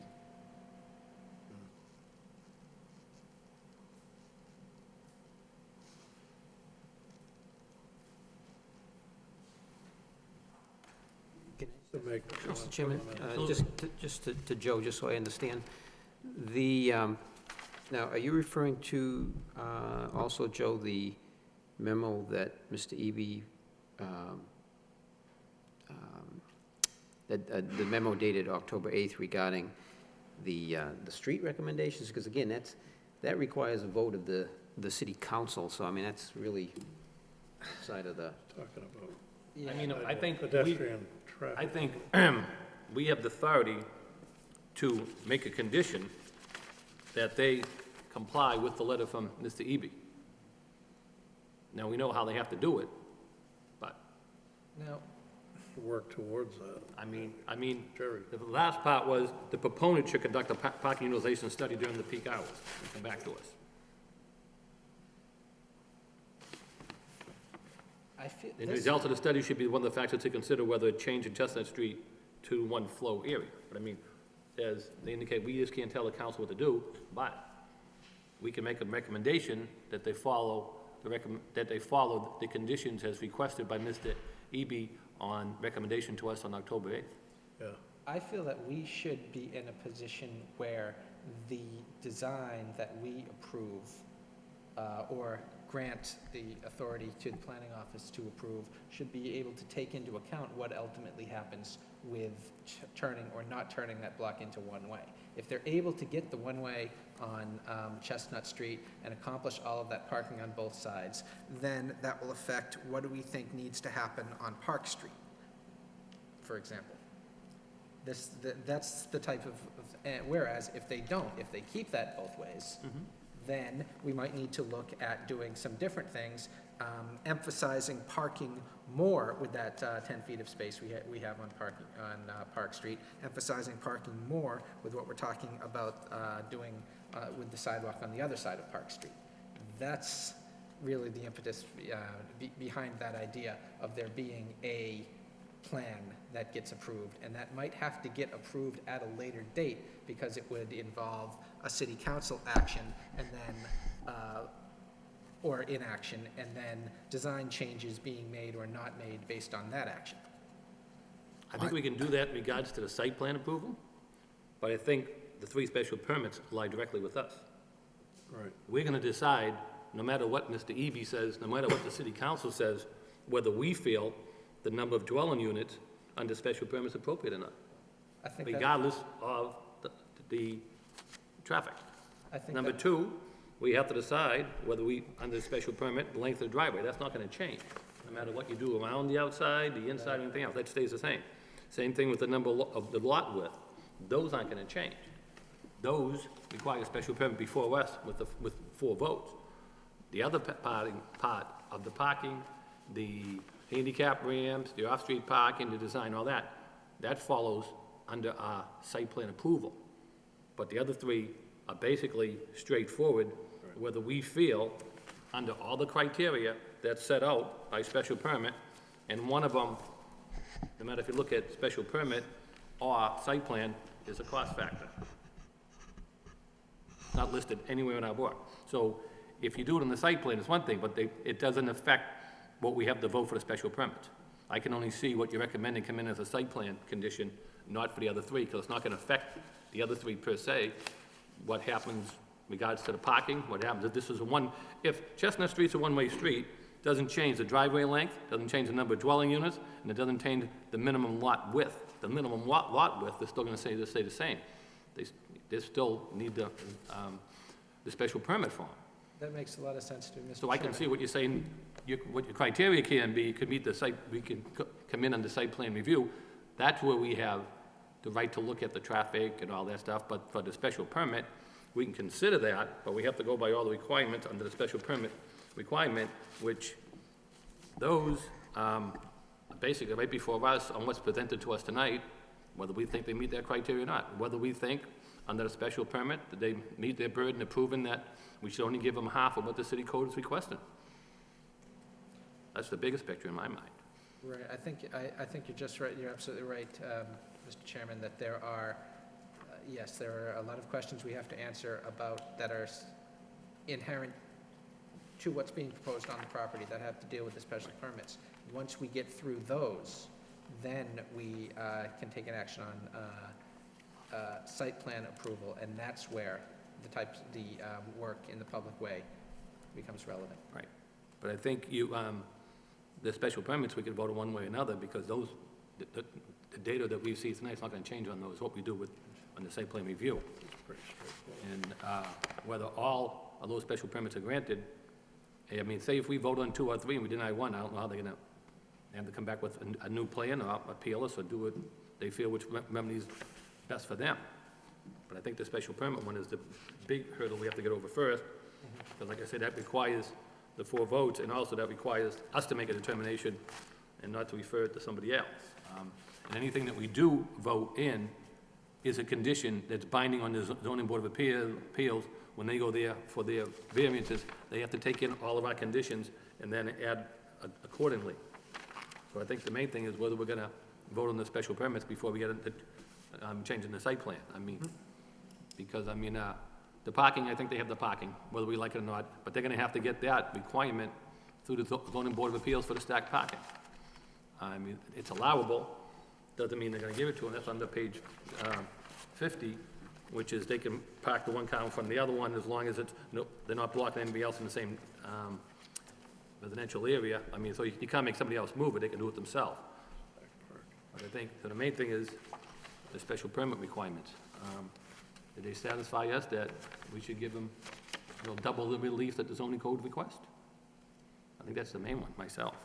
Mr. Chair? The driveway length, that doesn't meet the same criteria as the special permit for all the character neighborhood and everything else.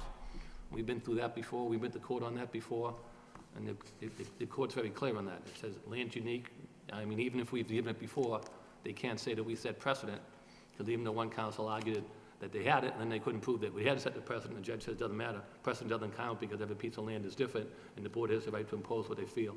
And I don't think the driveway length is the main concern here. I think the minimum lot width and the dwelling unit are the most important compelling factors for us to consider. That's my opinion. I mean, because those are the ones that we're gonna have to decide regardless of whether we change parking or whether we give the other issues. So I think if you vote on the special permits first, it might result what's gonna happen to the site plan. Mr. Chairman, can I just ask a question of Joe here? Just to clarify, because I think Mr. Lockhart had asked the question, and I was looking for clarification earlier, just to make sure I'm clear, for the driveway length, is the only concern, because we had just an email from the fire department asking about the sprinkler system. That was it, We can infer that was the only concern they had. Is that- Correct, yeah. All right, so DPD is comfortable with that, that was the only concern, and Yep. so because again, you can access these units from, actually from the streets that they face as well as the internal road, so, okay. Correct, Just yes. make sure. Because I think the comment we got was to Joe from DC McWayne, does contractor know the sprinklers will be required in most of these buildings, question mark? Will adequate access be provided for fire department apparatus, question mark?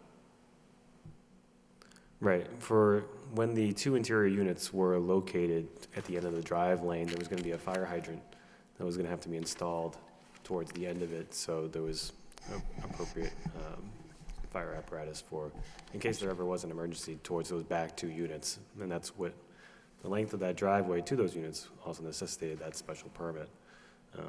Now With the those- elimination of those units, then that, okay. Right.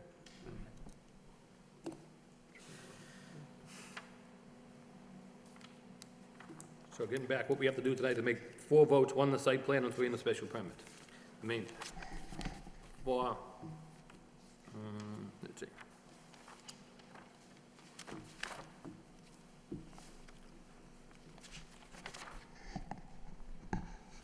For the dwelling units in the minimum lot width, that's where we have to look under the special permit, granted authority, and then, like I said, the drive length is a different one, that's 672. The special permit minimum lot width is 5110, and then the special permit number of dwellings falls on Article 12. Mr. Chairman?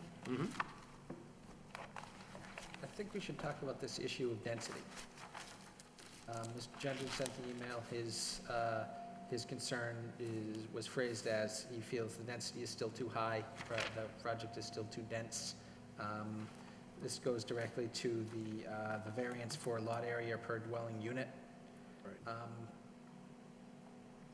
I am not somebody who has a great deal of concern about density as a number.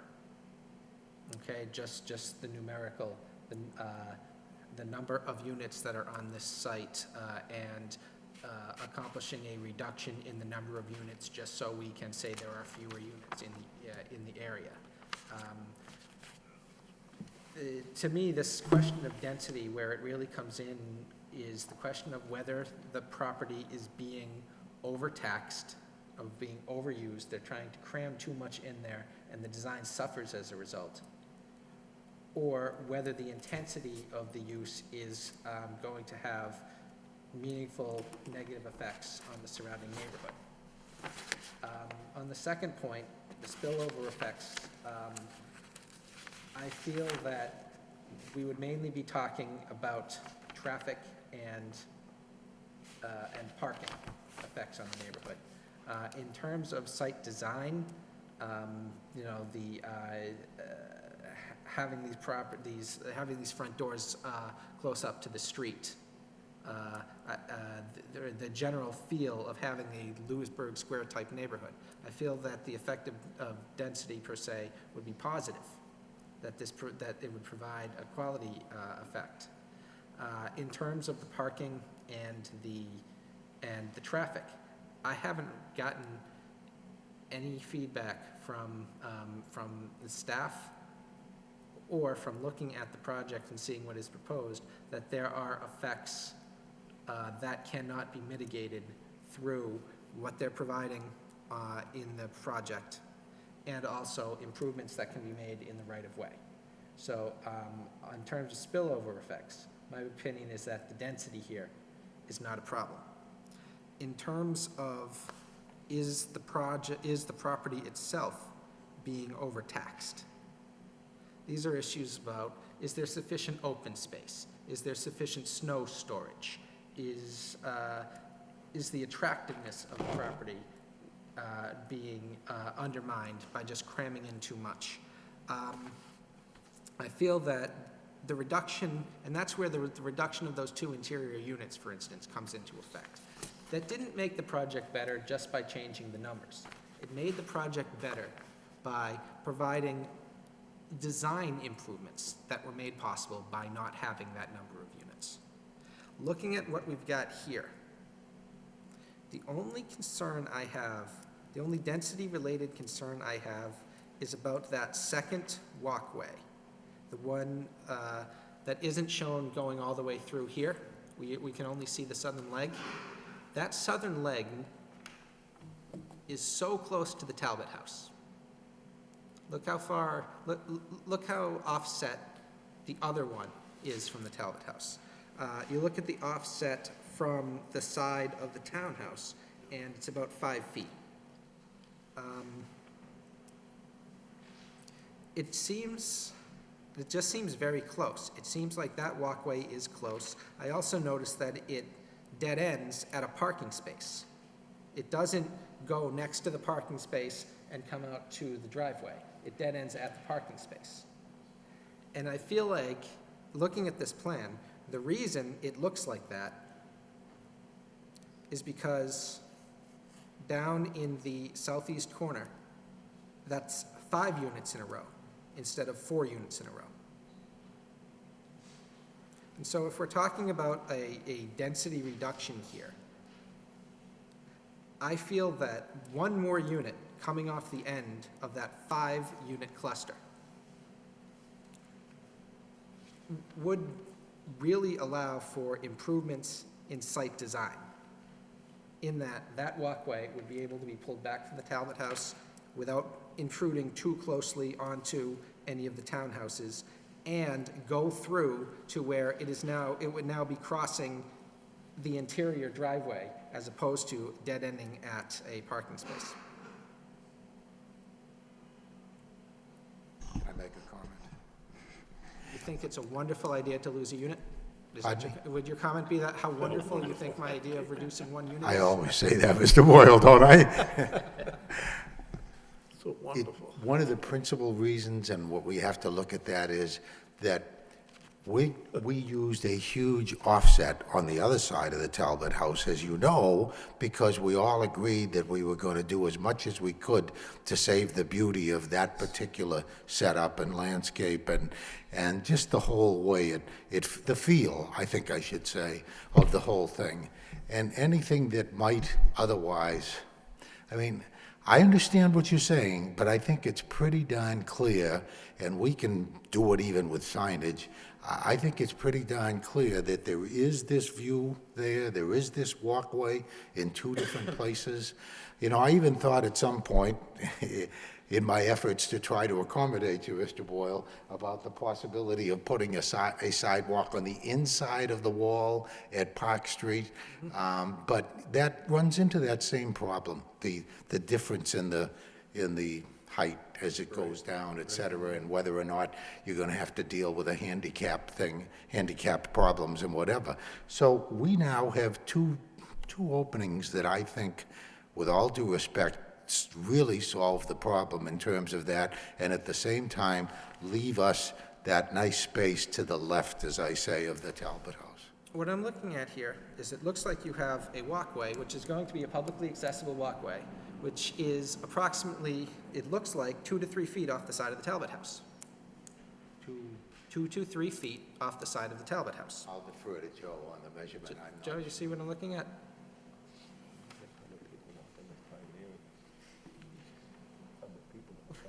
Yeah, I think you're right, Mr. Boyle. I That's where think it's that probably porch 3 is, feet. right? I'm sorry, what? That's where that porch is, that we've decided to save. Uh-huh, Yeah. it's a porch. On the right hand, there's a very, some people think very interesting. I don't, it isn't that critical to me, but that's part of what we tried to work into the house along the way. Joe, I don't know, do we have any pictures that show that by any chance? Probably not. Can I make another comment too along the, just together with that? First of all, needless to say, I think we've shown our willingness and our good faith at all points here to deal with the historic board and their concerns with this board and with the DPD. I mean, I know that, for example, Mr. Lockhart not only is a representative to this board, a member of this board, he's a representative of the historic board, and we have Joe here all the time too. I have the confidence, if I can just say that, I have the confidence that the kinds of things that you were concerned about, and I would say, join in, Mr. Boyle, if and when we have any of these discussions, can be dealt with and taken care of. We want this to be a good first-class project, and I think it is. We've worked hard to make it that way. The other thing I wanted to say was, I hope there isn't anything with regard, I have to admit that I had a little bit of a hearing problem for some of the discussion related to the one-way street, for example. Anything that makes that a condition of our approval here in the sense that it then requires us to get an approval from the city council, makes that the city council trumping your decision and wiping out our approval. We certainly don't want that to happen. Right. But I can't imagine, based on your recommendation and our work to do it, plus, as I said, we're willing to spend the money to get somebody who can do a study and show how important turning that into a one-way street would be. I can't imagine that they would vote against it. Right, I'd right. like to hope But that happened. to address that concern, yeah, we did discuss that, and we certainly would not want to make that a condition of approval, which then might get yanked out. And so one possibility I brought up was to have an ultimate plan, exterior streets plan that could get approved at a later date by planning staff. And then when making that decision, they can take into account whether or not the city council turned it one way. But to get back to this, you know, the reason I didn't notice this before now is because before tonight, these walkways coming up off the street were really kind of being envisioned as interior to be used by the property residents. And now the project's been improved by turning them into public walkways. And so now this concern comes, this is a public walkway, publicly accessible walk, which will be within about 2 or 3 feet of the side of the house. And it's within 2 or 3 feet of the side of the house in order to be offset from this 5th unit, unit number 1 there on lot 3. Did anybody else on this board feel my concern about about a public walkway being that close to private residence? It's not, it would be an easement, and an easement carries with it certain rights and obligations. And I guess just as a sidewalk downtown, adjacent to my building downtown, is a public right-of-way, it's right up to the brick wall, it's right there, those are the rights, but they are not rights granted to the public to do whatever they want to do in those spots. So it's for passageway. Yes, it's for Access and passageway, egress. and it would be people walking and talking on their way to the park, on their way to the park, on their way back from the park. Right. And so I just think that this question is worth some consideration. Is that type of passageway within 2 or 3 feet of the building a problem on this site? Are there doors, are there entrances on that side of the Talbot House?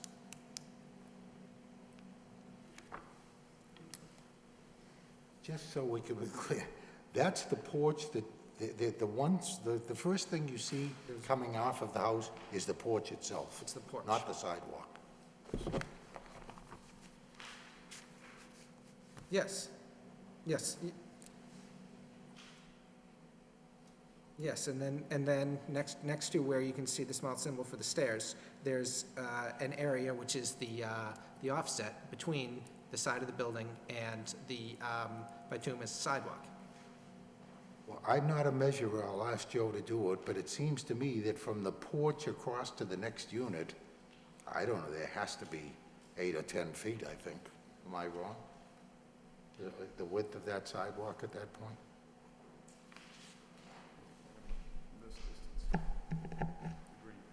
With the green?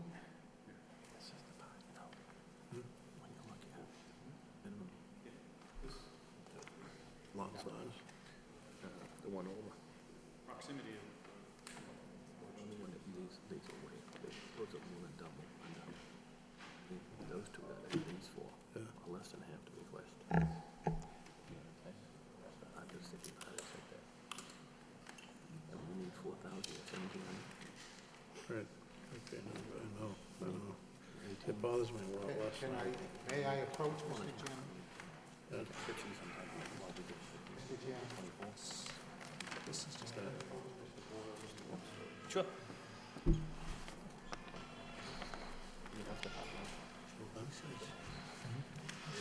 Yeah.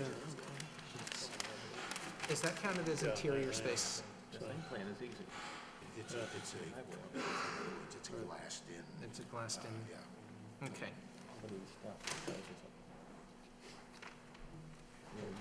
When you need all this relief, it tells you something.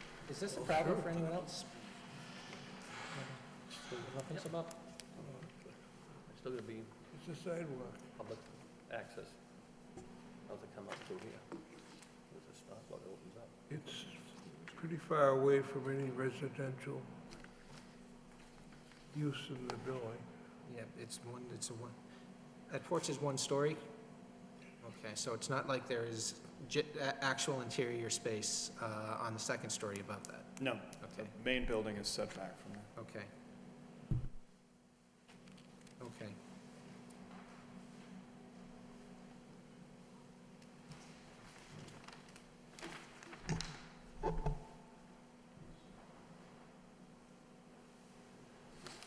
Yeah, so there'd now be an entrance through here.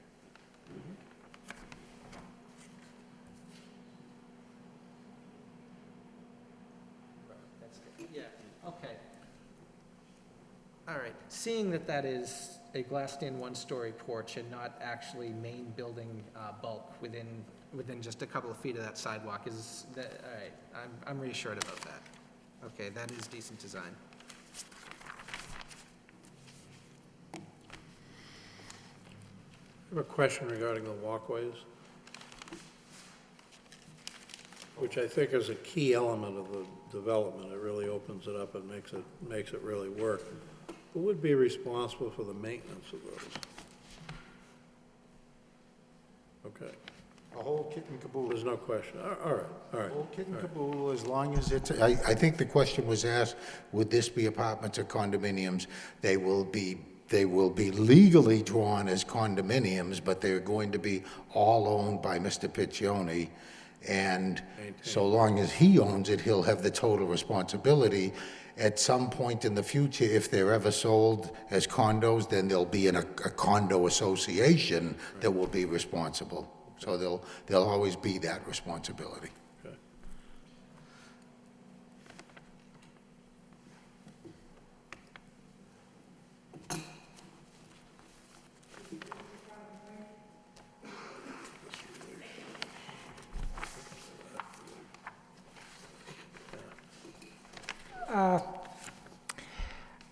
What I was thinking of was that with the access way from East Merrimack Street to Park Street or Cabot Street? Chestnut Street. I think, the more I thought of it, I think it would be helpful and it would ease the parking on East Merrimack Street because now the tenants, now the occupants on East Merrimack Street could have easy access to the other side street so that it would alleviate some of the congestion, parking congestion we now have at East Merrimack. So I think that's a big plus, the easement to get from one street to the other. Another point I want to make is that the targeted tenants or targeted occupants of the project that you mentioned would be probably young professionals or empty nesters. And I would assume that these units are going to be on a higher end type quality units. You're going to, and in today, you're going to be looking at 2 cars, an average of 2 cars per household. Especially if they're young professionals, they're definitely going to have 2 cars. Empty nesters, maybe 1, but generally 2 cars.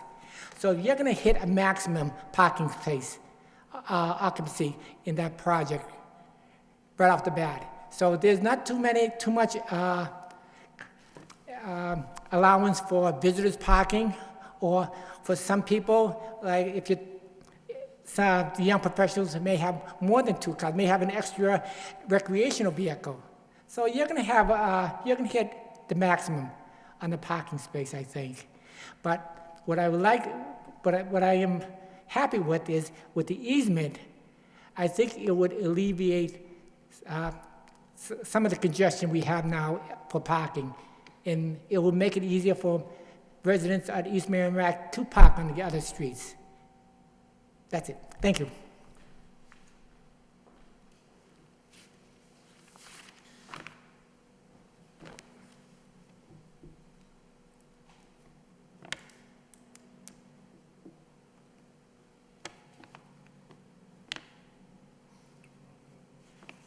So what's the wish of the board? I suggest, we take them in 4 different votes, one being the site plan, and then the other one being the special permits.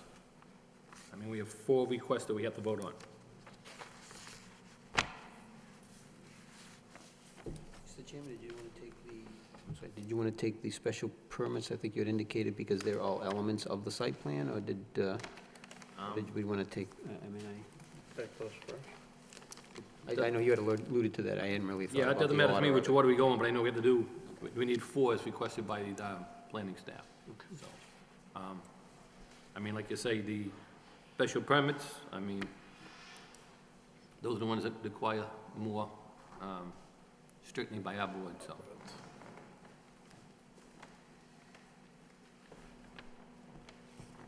Mr. Chairman, my opinion is that I'm ready to take action on the substantive questions raised by the special permits, and that whatever,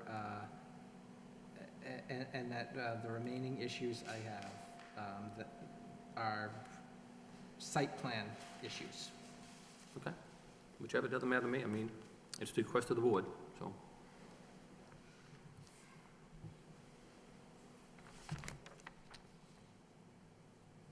So, Mr. Chairman, I'll make a motion to approve the special permit for the driveway length. I'll second the motion. Motion's made and second for driveway length, all in favor, say aye. Aye? Chair votes yes, opposition? Hearing none, that special permit carries, 5 in favor, 0 against. Mr. Chairman, I believe we have the side lot, Minimum lot width? minimum lot width. Lot width. Is that taken as one? Yep, that's a special permit request too. under I make a 5.1. motion to approve the special permit for the minimum lot width. I'll second the motion. Motion's made and second. All in favor, say aye. Aye? Aye. Any opposition? Hearing none, that carries. In, Chairman, I'll make a motion for the approval of the number of dwelling units in a TMF zone. I'll second that, Mr. Chairman. Motion's made and second. All in favor, say aye. Aye. Any opposition? Chair votes no on that one. So that motion carries 4 to 1. Now we go back to site plan review. Mr. Chairman, I'll make a motion to approve the site plan review subject to the second sidewalk being added on the East Merrimack side, that the sidewalks be accessible to the public, subject to proper easement. We work with the law department and DPD. Ms. Question, that we're gonna need a total of 4 easements? I'm sorry. I thought we need a total of 4 easements? I thought we had setback, wasn't it? 2 easements probably right straight through. Just So the easements are gonna cut right through the parking lots as well then, right? Both from East Merrimack all the way to Chestnut then, right? Okay, all right, so for 2 easements, Jerry, that was? Yes, Okay, yes, all right, yeah. just wanna make sure we know how many easements, yeah. Yep.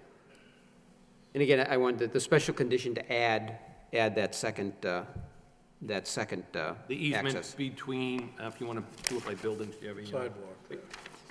Create the second easement for the bypass between lots 5 and 6. Right, Correct. in between. Okay. I'm not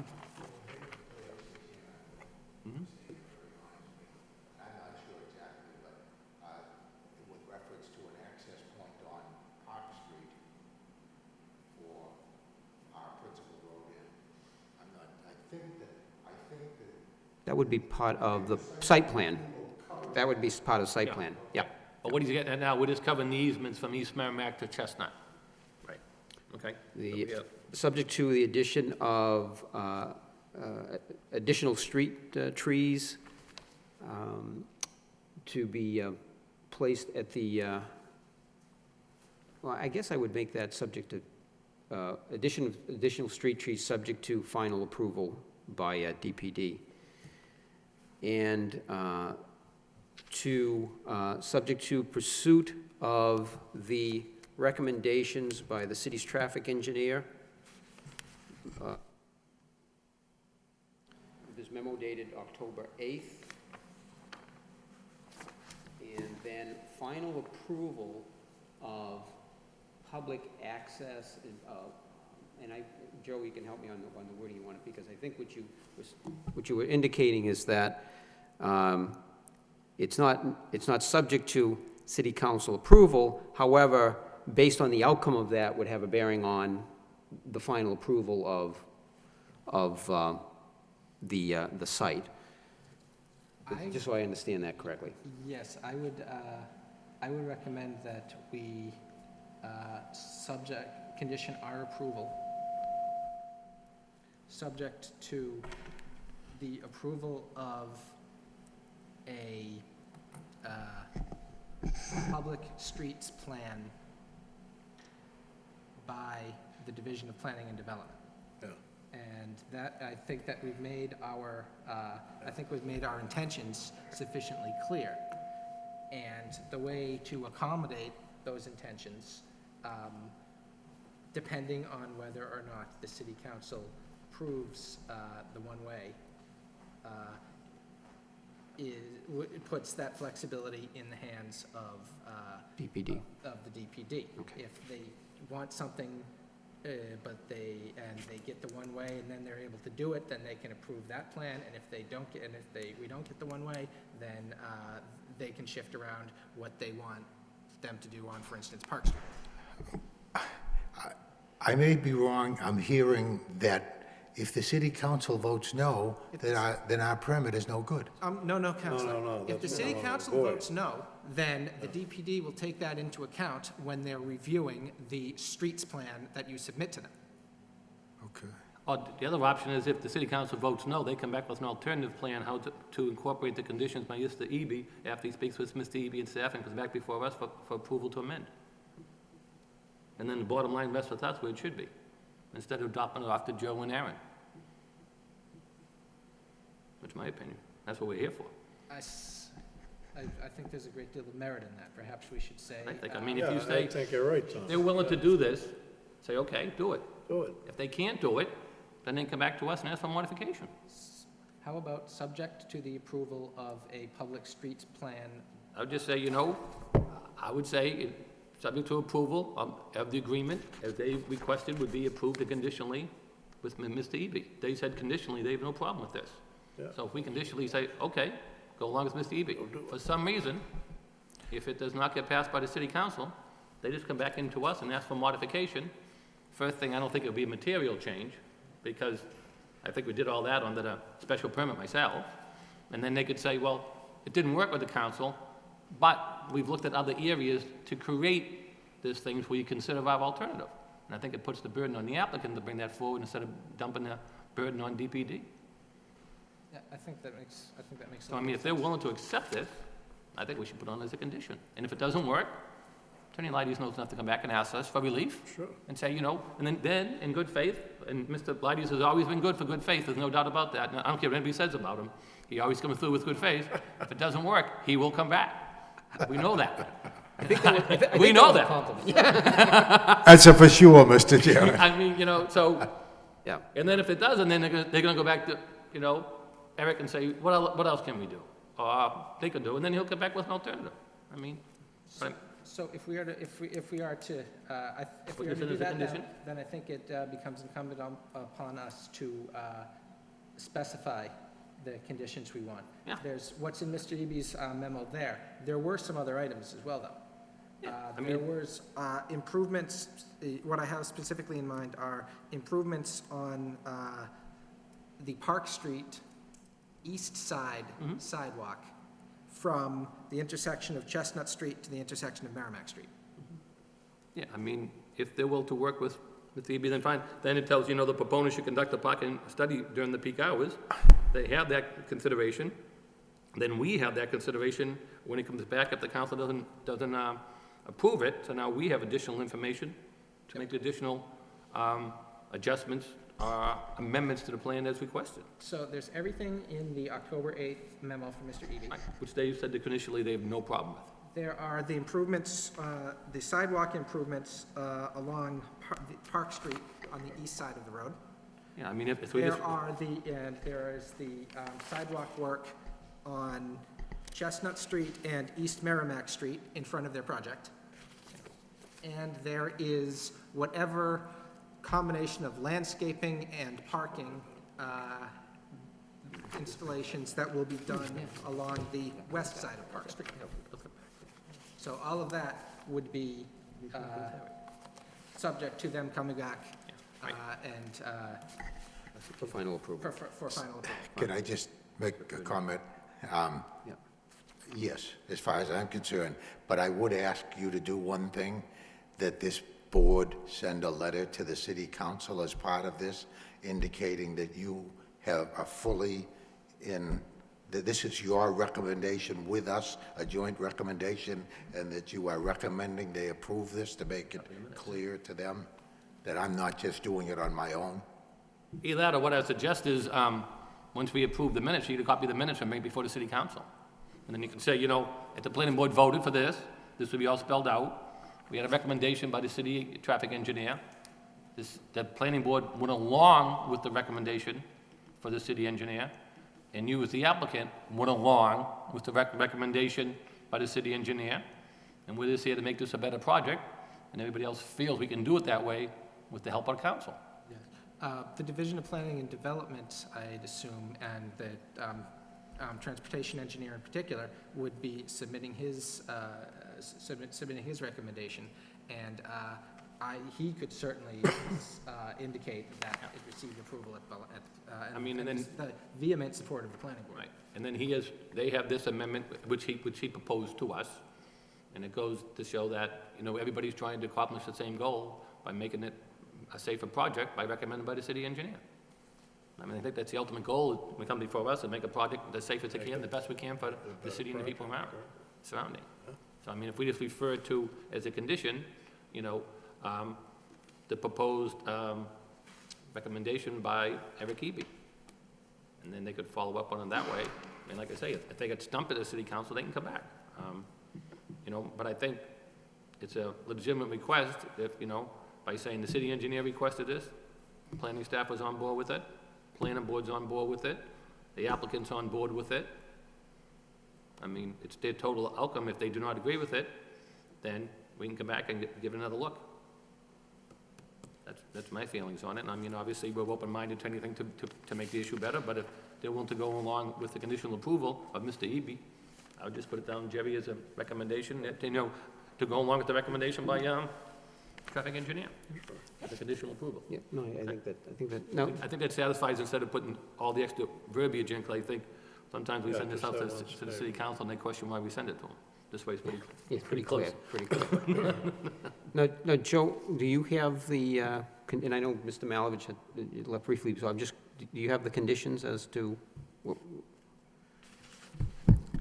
Here's what I have so far, that the site plan review will be subject to the to the sidewalks on East Merrimack and Chestnut Street and the east side of Park Street, all being improved by the applicant. Additional street trees to be installed along the west side, along with any additional room for parking that there may be. Let's see. The second sidewalk on the east side, in between buildings 5 and 6, lots 5 and 6, along with the appropriate easements to be worked on with the law department and DPD. That's what I have so far. Is there anything I've missed? well, we're down to the final, so then I guess the condition to add would be the applicant, subject to the applicant pursuing the recommendations by Eric Eby, traffic engineer, dated October 8th. Yes. subject to final approval by the planning board.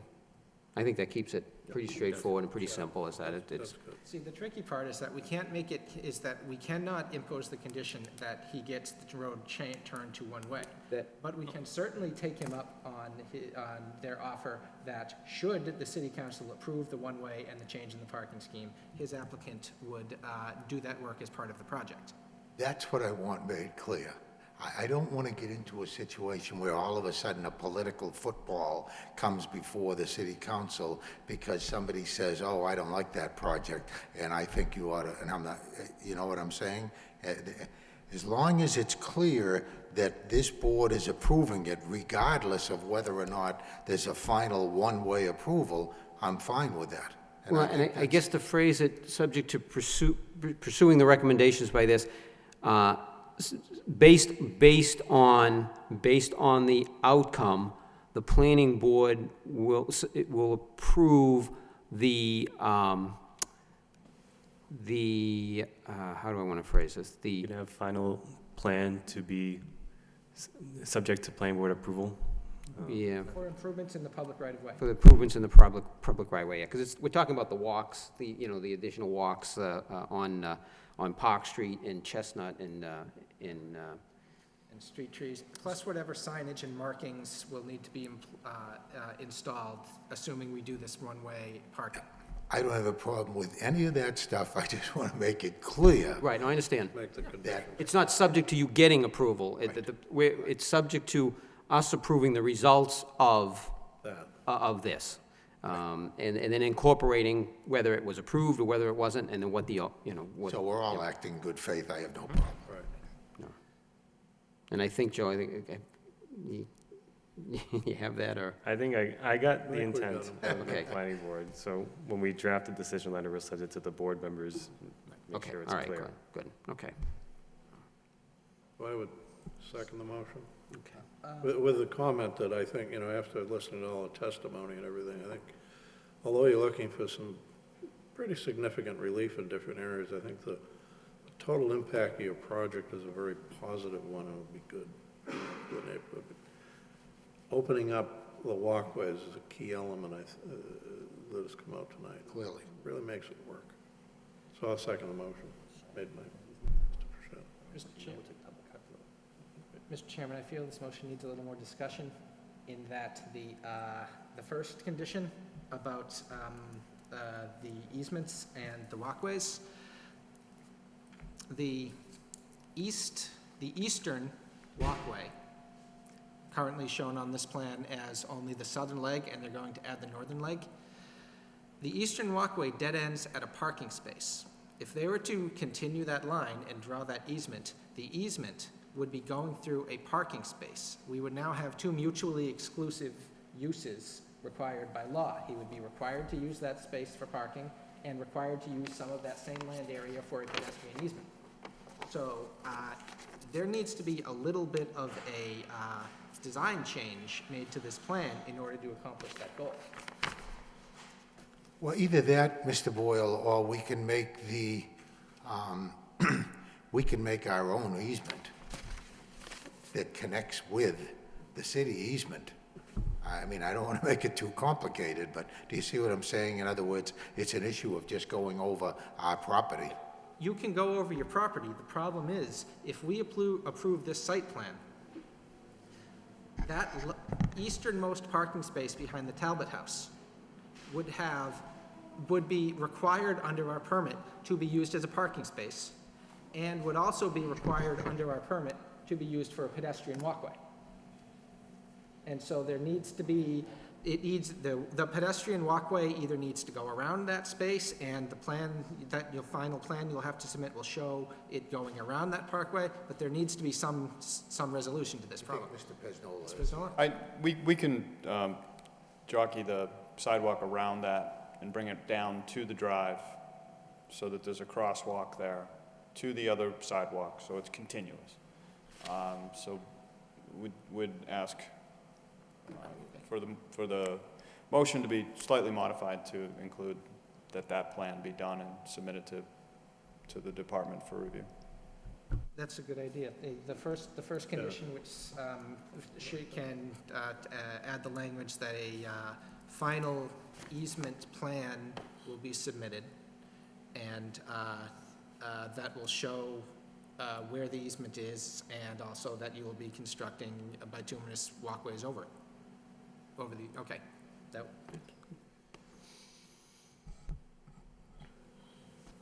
Amend that so, as Yes, yeah. requested? Yeah. Any further discussion? No. Did you get that last one as amendment, Joe? So basically, the easement doesn't cut through the parking lot? Yes, yeah. So how are you gonna put it again, Joe? Just to bring us up to date to make sure we know. So instead of going through there, you gotta, can you show this on the plan, how you're gonna change it, so we? Okay, I Yeah, got you. yeah, So you're gonna go on the angle and then cut it back open, okay.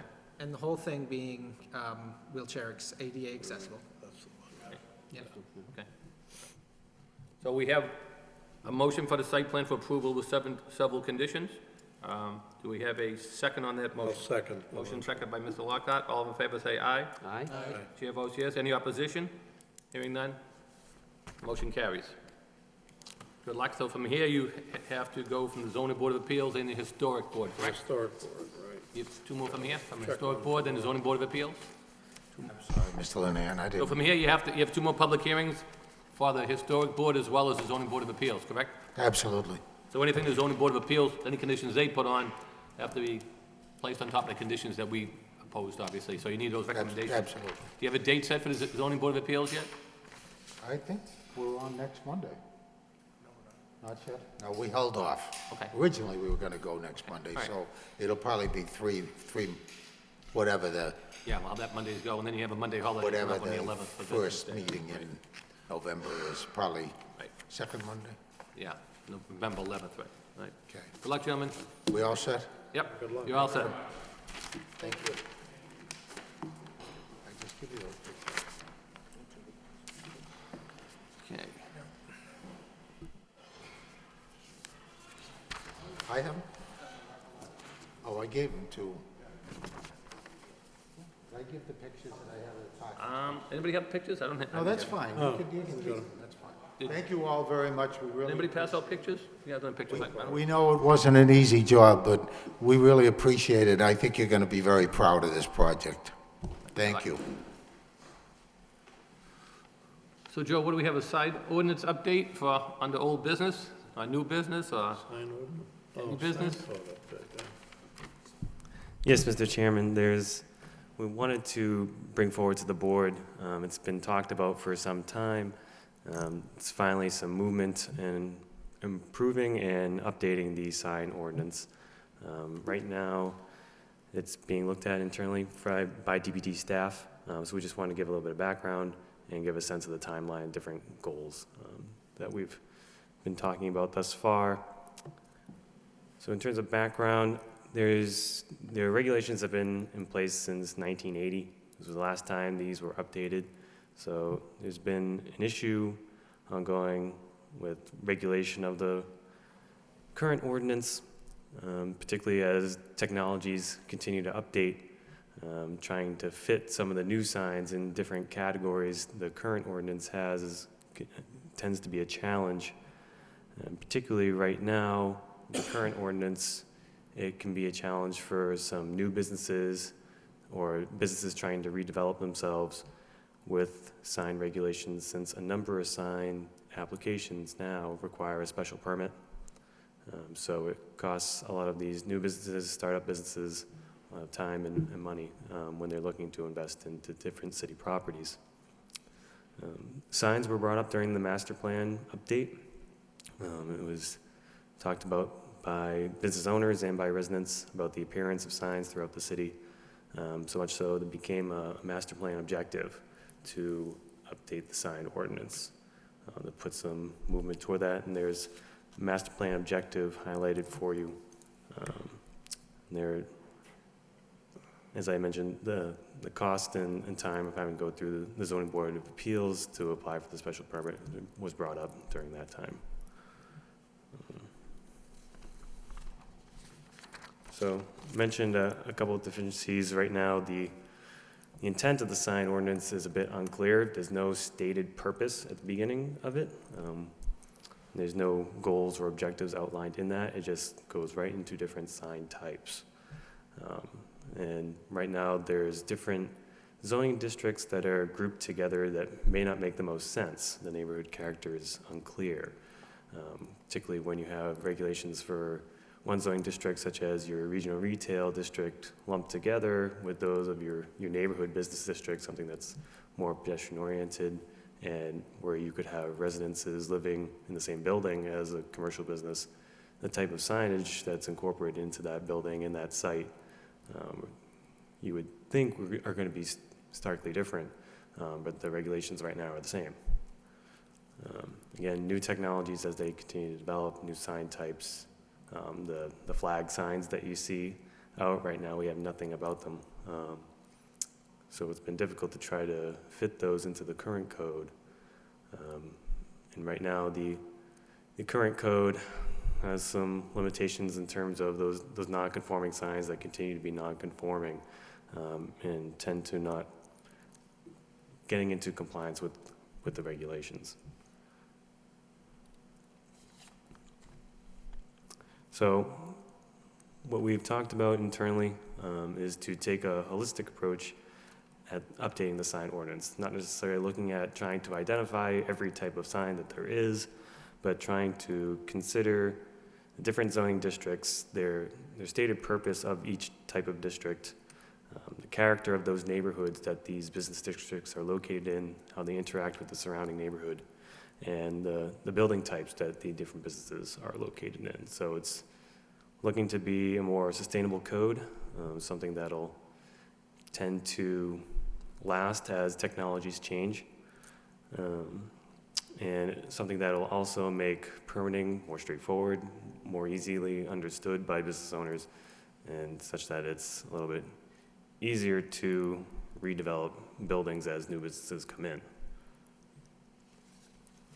So in terms of a timeline, we're looking at doing some on-site look at a couple different business corridors this month and through November to December, the end of the year. From there, kind of gather those existing conditions, develop purpose statements, objectives, and regulations in a permitting process for sign applications as they come in, and then provide a draft ordinance to this board and the council at the beginning of March, with a final draft to be done in the early summertime.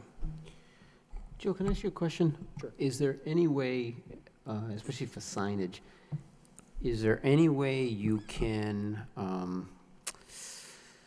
not have an option of applying for a variance? In other words, can we just say, look, this is the signage ordinance in the city, has to be complied with, or under zoning, that you still have that remedy of being able to go for a variance? Because, Yeah, you shouldn't. you know, I especially with signage, and I guess I'm a little sensitive, it goes back to something that happened in my neighborhood, and it was the DPD, the sign person spoke against it. We gave a recommendation against it, the neighborhood was there against it, and ultimately the petitioner got a favorable vote. Just, they were trying to help a businessman out, so, you know, I'm just, especially from signage, I look at that as more administrative. It either meets the criteria or it doesn't, and I don't think of it as a zoning issue as much. I'm just curious, is there any way you can just say, this is the requirements? I'm just curious on that. Yeah, I think there are some tools that could definitely help make signage regulations more strict. One thing we have considered is taking the sign ordinance out of the zoning code and into the general ordinance. That would help with some of the enforcement and help make guidelines more strict rather than having That would be my recommendation, to go on this. Yeah. Take it out, really, I that would agree. be my I recommendation. think to follow up on that is more so by the zoning districts. You know, I mean, like the regional retail, I understand what you're saying, but when you break it up into which type of zones, I think you have, you know, better to pinpoint the regulator better. You know, That's compared to true. like in a neighborhood zone compared to a business zone. But that's what we have right now, and it's, Well, in historic zones, I mean, we have It's our really own, strict. like downtown, there You put the are, wrong there color are letters strict in, everything, regulations. and they We get have fined our per own day. stuff, you know, I mean. But it's still and they allowable by enforce it. zoning today, enforce it. certain, you know, Well, that- internally illuminated signs and different, and they're not allowed in some areas, and they're still allowed to apply Right, for a you could still variance. seek a variance through the zoning ordinance Yeah. as it Like is right sometimes now. in residential, it wouldn't be allowed. I'm big on Yeah, taking it out of the zoning code, I really am. Zones, But it's not. I have to agree, I mean, are there really site-specific questions, site-specific land use questions to be answered about whether, about what a sign looks like and how it's going in, such that it would be appropriate business for a planning board or a zoning board? The historic board is very strict, as Yeah, Rich being on the board and I being on the board, they can tell you what colors you can put in the window. that's right, and the shape Bob's aware of and that. how, See, a historic board, if they can hang absolutely. over the sidewalk Oh, or yeah. not. And they or- fine you yeah, so much, oh, yeah, so much per day That's if you don't right. fix it. if you don't Are fix these it. land use questions? I mean, but we, You can't put them up in windows and, I mean, there's strict most people are pretty regulations. good about it too. I mean, Yeah, they are. I mean, once in a while, I remember when I was on the historic board, one person was butting heads with them. Most people comply, so they put up, Most they people find out. comply, they get letters, they get fines, I mean, you know, it's pretty well policed. I just, again, Mr. Boyle, they're looking at it from aesthetics, and I just, again, from a land use perspective, I don't see it in zoning. And Yeah, again, my recommendation would be Side to of that, pursue fine. a sign ordinance that would be outside of zoning. I would prefer not to see the remedy be available as a variance. That's my opinion on that. Yeah.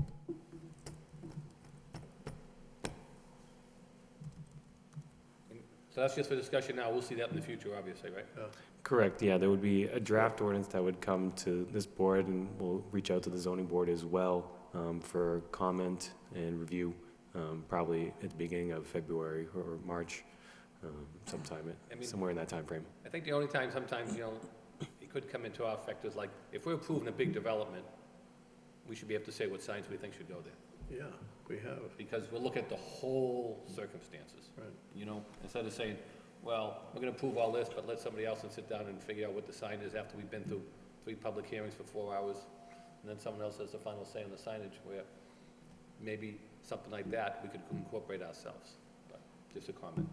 But that would be similar to the way, when we're doing a site plan review or a special permit for a big, for a shopping center. The fire access, for example, we incorporate that into our decision, but yet it is also covered by the fire code. There are all sorts of building code issues that, you know, maybe we incorporate as conditions of our decision, but also covered by the building code. They become our business when it's part of, like you said, a broader project that we're reviewing, but we're not, per se, a board that you go before to sign, get your right. fire access approval.